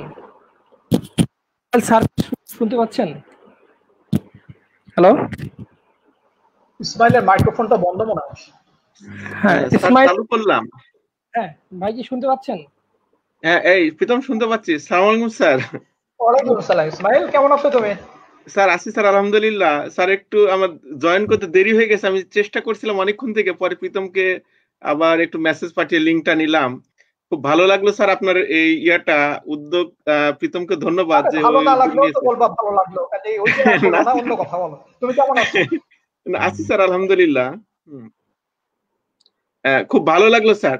তো স্যার একটু প্রশ্ন করার আগে আরেকটা বলি স্যার, আপনার স্যার প্রশ্ন করার আগে আরেকটা অনুরোধ, আগে একটা রিকোয়েস্ট করি স্যার, পরের আপনার নেক্সট ক্লাসটা কবে পাবো? স্যার আমরা আজকেই অনুরোধ করব, নেক্সট ক্লাস আর পাবা বলে মনে হয় না। না স্যার, না কেন শুরু করে একটা ক্লাস স্যারের কাছ থেকে আমরা আজকেই অনুরোধ করতে চেয়েছিলাম, শেষে আপনি করে আরো ভালো করলেন। কারণ আমি নিজে খুব লজ্জিত, কারণ ওয়েবিনারের মধ্যে আমাকে উঠে যেতে হয়েছে, আমি খুবই লজ্জিত অনুভব করছি।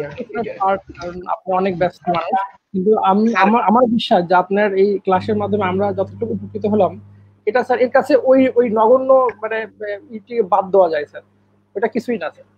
স্যার এরপরে আরো বেশি উঠবেন স্যার, আপত্তি নাই আমাদের, কিন্তু আরেকটা ক্লাস নেবেন স্যার অন্তত। হ্যাঁ, আমরা অবশ্যই চাচ্ছি স্যার কোয়ান্টাম মেকানিক্স এর উপর নিবে। আচ্ছা ভাই, আপনি একটু কোশ্চেন। তোমার কোনো আমাকে বলছো প্রীতম? হ্যাঁ হ্যাঁ ভাই, যদি কোশ্চেন থাকে। স্যার আমার একটু এমনি প্রশ্ন, বড় না, সহজ একটা প্রশ্ন, স্লিপ কোশ্চেন, কিন্তু সব ছাত্রদেরই একই রকম সমস্যা হয়তো বা হয়, আমারও হয় স্যার। যেমন আমরা যেমন প্রথমে স্যার আপনি বললেন যে কাইনেটিক থিওরি অফ গ্যাসের যে অ্যাজাম্পশনস গুলো, হ্যাঁ, কোনো একটা অ্যাজাম্পশন যখন আমরা কল্পনা করি স্যার, আমরা অনেক কিছু ধরে নিয়ে আমরা মডেলে যাই। তো প্রথম হচ্ছে আমার প্রশ্নটা হচ্ছে, এবং ছাত্রদের অনেকের প্রশ্ন এরকম হয়ে থাকে, যে যখন আমরা অ্যাজাম্পশন ধরি, আমরা অনেক কিছুকে বাদ দিয়ে কিছু কিছু শর্ত সাপেক্ষে আমরা যাই। যখন আমরা এই শর্ত কিছু ধরে নিই, আমরা কিছু ফিজিক্যালি কিছু মিস্টেকও তো হয়ে যায় স্যার। হ্যাঁ, তো স্যার আমরা এটা কিভাবে করি আর কিভাবে হয়, এবং এ থেকে উত্তরণের উপায় কি? যেমন স্যার আপনি আরেকটা যদি আমি একটু বলি, যেমন স্যার এই যে কাইনেটিক থিওরি অফ গ্যাসের যখন আপনি এটা যখন আমরা এই যে পোস্টুলেট গুলো দেখলাম, এটার কিছু সমস্যা সমাধানের জন্য পরে ভ্যান ডার ওয়ালস ইকুয়েশন, যে ভ্যান ডার ওয়ালস থিওরি যেটা আসছে, সেটা কিছু আবার ইয়েতে গেছে। তো আমার প্রশ্নটা এখানেই স্যার আর কি। এইটা খুব কমন কোশ্চেন, এবং এটা আমি তো আসলে বলেওছি যে মডেলগুলো অ্যাজাম্পশন ছাড়া মডেল তৈরি করা যায় না। যেমন আমি তোমাকে একটা ছোট্ট উদাহরণ দিই, তাহলে তুমি বুঝবে। ধরা যাক আমার উদাহরণগুলো খারাপ উদাহরণ হয়, কিন্তু আশা করি বুঝতে পারবে একদিন। ধরা যাক একটা গরু ট্রাকের সাথে ধাক্কা খেলো, এটা খুব দুঃখজনক ঘটনা আর কি, তাই না? একটা গরু যদি ট্রাকের সাথে ধাক্কা খায়, ঠিক আছে, কল্পনা করো যে একটা গরু একটা ট্রাকের সাথে ধাক্কা খেয়েছে। এখন ট্রাকের সাথে ধাক্কা খাওয়ার পর হবে, এইটার জন্য কিন্তু গরুটাকে তুমি যদি একটা পয়েন্ট কল্পনা করো, যে গরুর সমস্ত ম্যাস একটা জায়গাতে কনসেন্ট্রেটেড আছে, গরুর একটা সেন্টার অফ ম্যাস আছে, সেখানে সমস্ত ম্যাস কনসেন্ট্রেটেড আছে, এবং গরুর একটা মোমেন্টাম ছিল, ট্রাকের একটা মোমেন্টাম ছিল, ধাক্কা খেলে কি ঘটনা ঘটবে, তাই না? তুমি তো একটা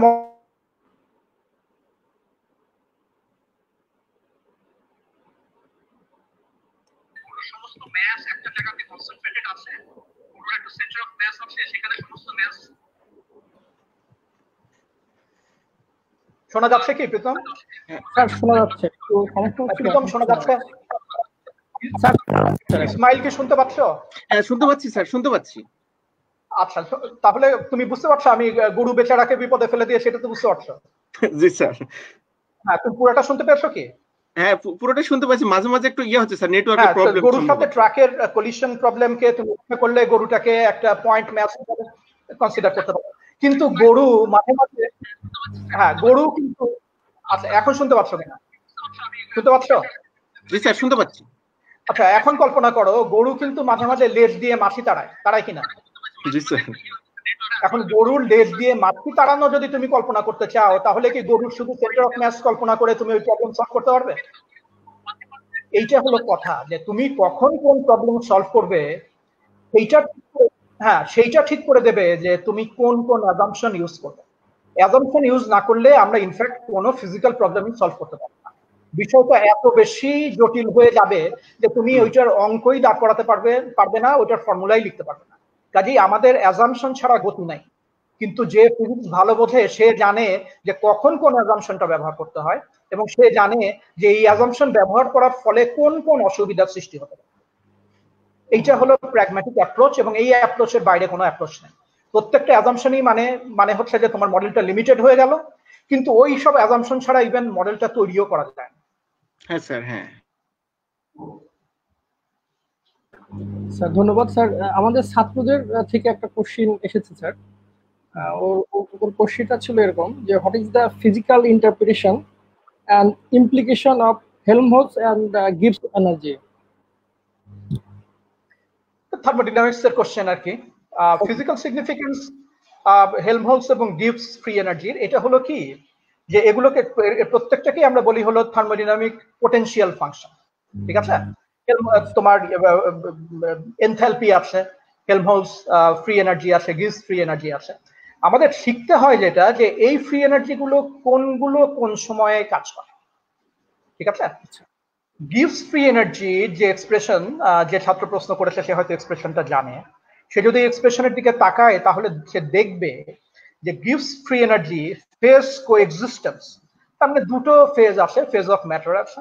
যেমন আমরা বলি পানি আর বরফ, অথবা তোমার পানি আর বাষ্প, এই সমস্ত ফেজ গুলো কোন কন্ডিশনে কোএক্সিস্ট করবে, ইকুইলিব্রিয়ামে কোএক্সিস্ট করবে। এইটা যদি আমরা বের করতে চাই, এইটা যদি আমরা ফিজিক্যালি বুঝতে চাই, তাহলে আমাদের কিছু এনার্জি ক্যালকুলেশন করতে হয়।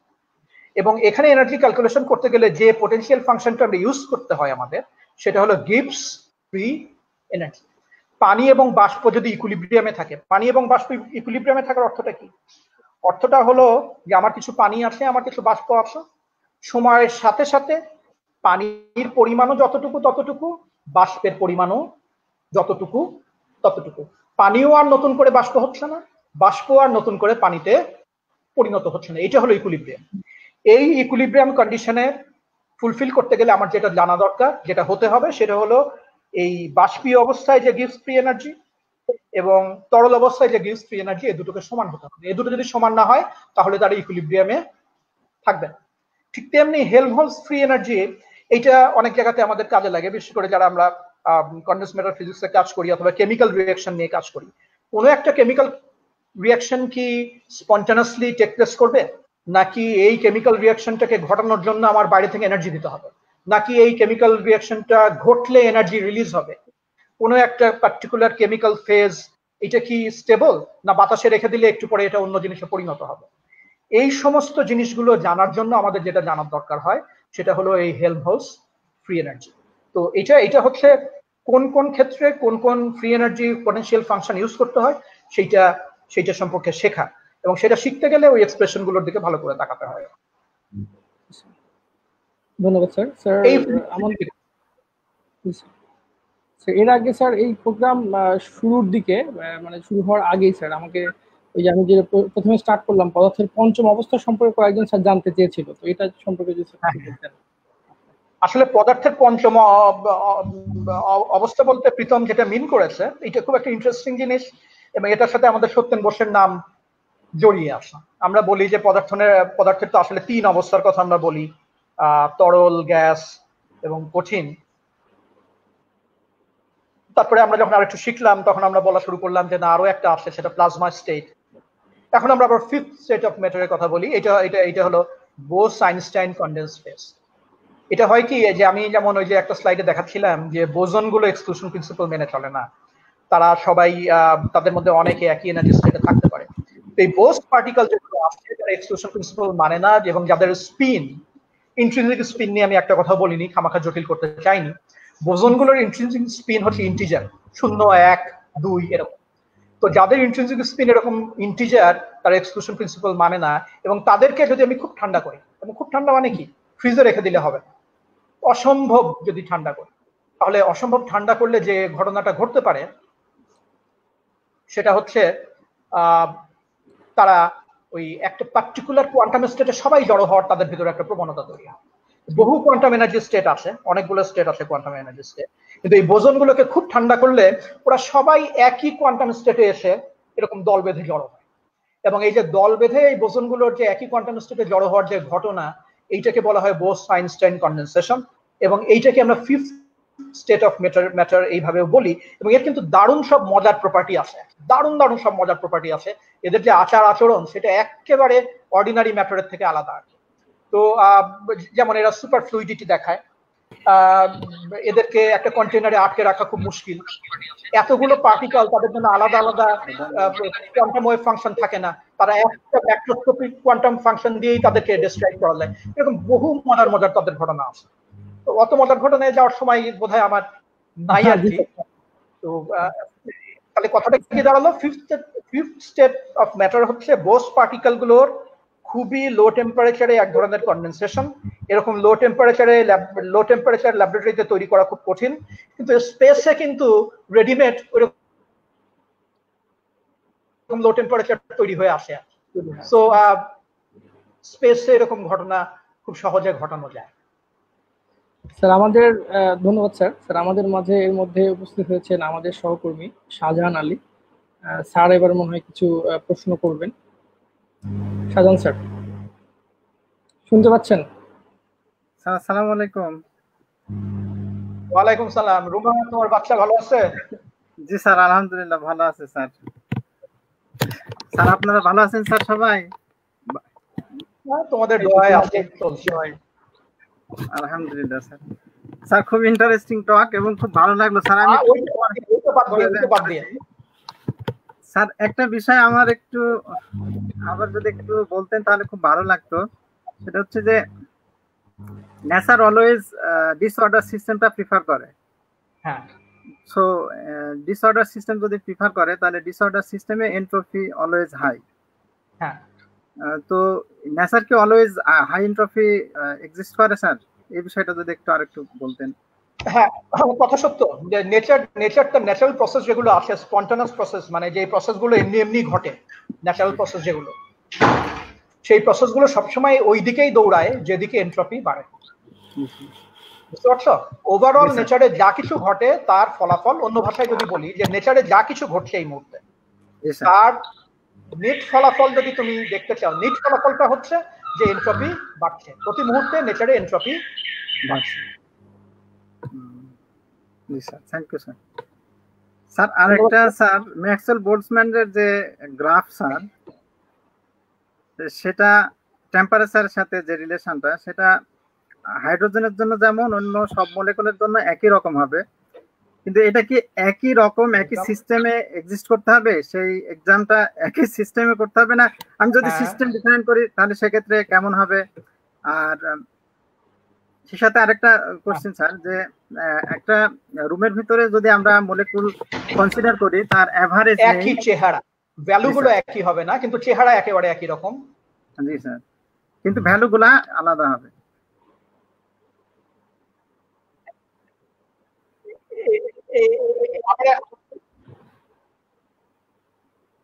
যেমন যেমন যেমন ডিফারেন্ট সিস্টেম কিরকম?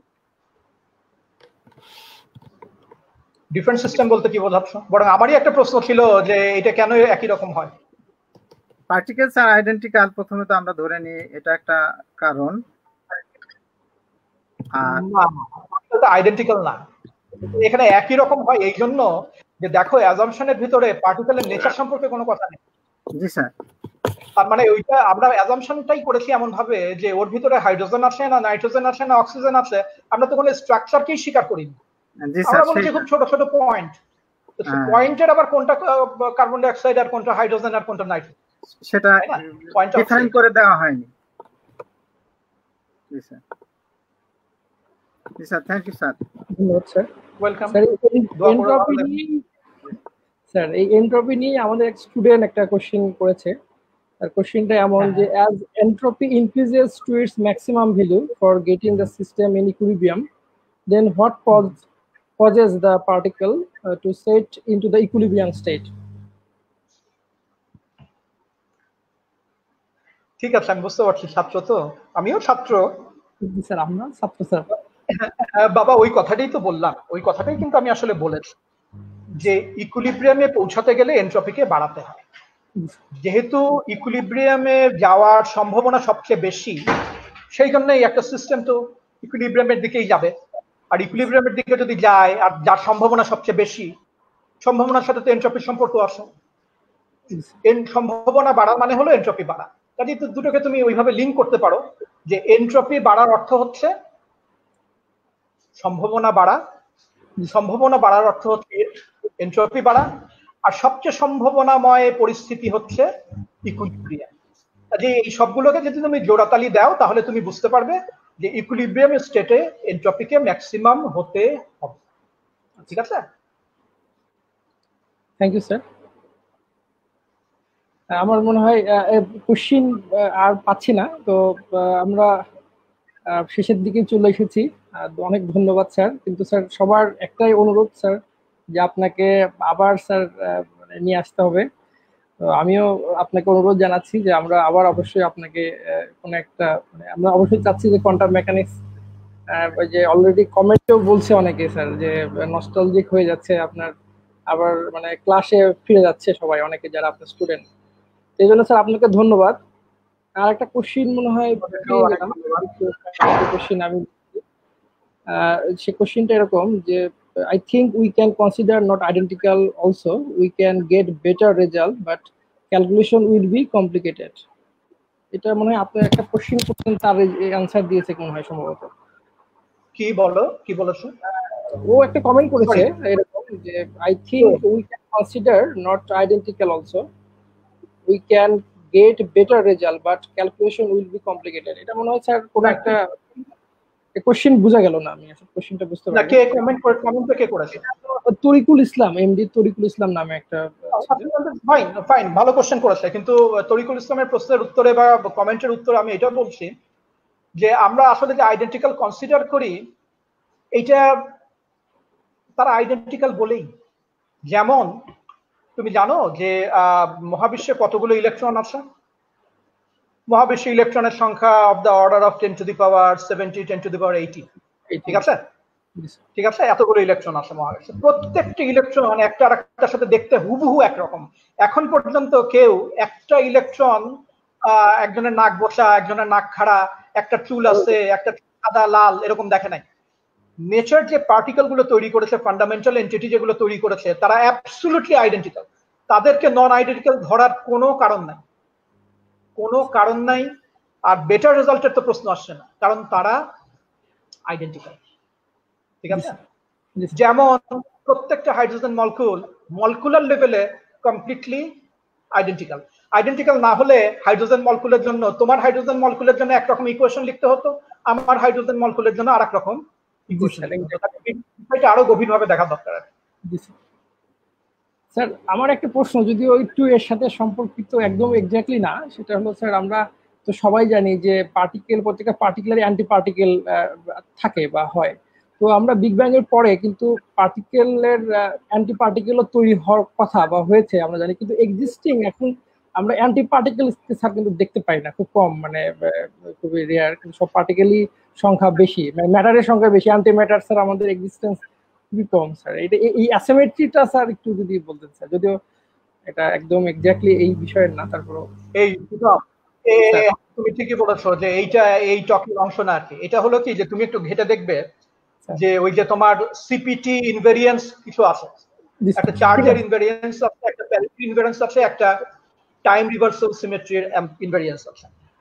আমাদের এই মহাবিশ্ব সৃষ্টির সময় কোনো একটা লেভেলে এই ম্যাটার অ্যান্টিম্যাটার অ্যাসিমেট্রি তৈরি হয়েছে, এবং এই ম্যাটার অ্যান্টিম্যাটার অ্যাসিমেট্রি তৈরি হওয়ার পিছনে এই যে যে সিমেট্রি গুলো আছে সি, পি এবং টি, এদের ভিতরে সিমেট্রি ব্রেকিং এর একটা ঘটনা আছে, যার ফলে এই ঘটনাটা ঘটেছে যে বহু পার্টিকেল তৈরি হয়েছে, বহু অ্যান্টি পার্টিকেল তৈরি হয়েছে, কিন্তু আলটিমেট হিসেবে দেখা যাচ্ছে যে অ্যান্টি পার্টিকেল একটুখানি বেশি, এবং এটাই হচ্ছে matter particle anti particle asymmetry আর কি। তো এর পিছনে ওই ইনভেরিয়েন্স এর ব্রেকডাউন আছে।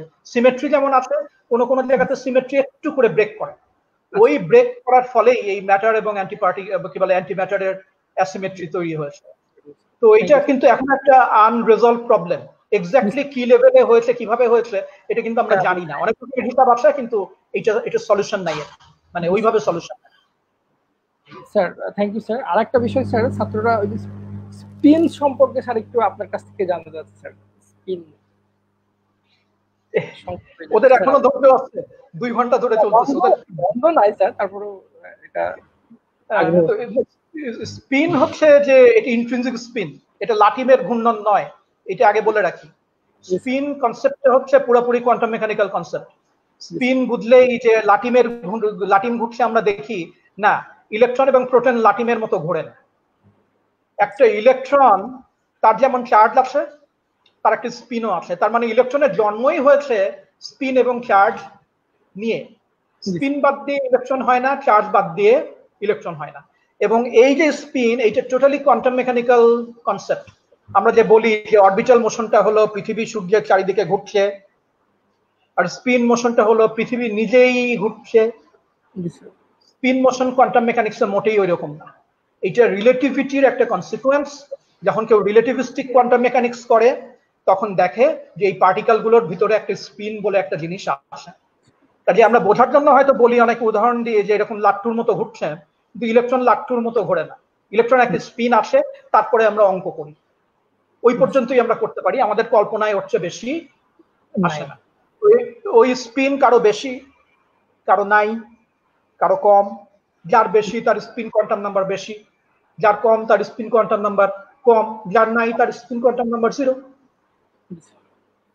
সো থ্যাংক ইউ স্যার, আপনাকে অনেক ধন্যবাদ। আপনি অনেক ব্যস্ততার মধ্যে আমাদের অনেক ধন্যবাদ স্যার। আশা করি স্যার সবাই কিন্তু স্যার যে জিনিসটা আমি বলছিলাম স্যার, যে সবাই রিকোয়েস্ট করছে, আমরা পরবর্তীতে স্যার সবাই আপনাকে আবার চাচ্ছে। আমরা আশা করবো স্যার আপনার ব্যস্ততার মধ্যে থেকেও আমাদেরকে আবার আরেকদিন অল্প পরিসরে সময় দিবেন। তো সেই আশায় আমরা মানে আছি, এবং আমি আপনাকে রিকোয়েস্ট করছি সবার পক্ষ থেকে। এবং অনেক ধন্যবাদ পদার্থবিজ্ঞান বিভাগ, পাবনা বিজ্ঞান। আপনাদেরকেও ধন্যবাদ, আপনারা সবাই ভালো থাকবেন। এই সময়টা তো খারাপ সময়, আপনারা সবাই ভালো থাকবেন। ধন্যবাদ সবাইকে স্যার। এবং যারা আজকের অনুষ্ঠান ধৈর্য ধরে দেখলেন, আপনাদের সবাইকে ধন্যবাদ। আপনাদের সহযোগিতা পেলে আমরা সামনের দিনগুলোতে আবার এরকম অনুষ্ঠান, আপনারা অলরেডি জেনেছেন যে আমাদের মাঝে বিভিন্ন দেশের নামকরা বিজ্ঞানীরা তাদের কথা বলার জন্য আসবেন, তাদের বিভিন্ন বিষয় নিয়ে ফিজিক্সের। তো আপনারা আমাদেরকে সহযোগিতা করেন, আমরা চেষ্টা করব এই প্রোগ্রামগুলো কন্টিনিউ করার। ধন্যবাদ সবাইকে, ভালো থাকবেন, সুস্থ থাকবেন, এবং এই করোনাকালীন সময়ে আমরা স্বাস্থ্যবিধি মেনে চলবো এবং নিজেকে এবং নিজের পরিবারকে রক্ষা করবো। ধন্যবাদ সবাইকে।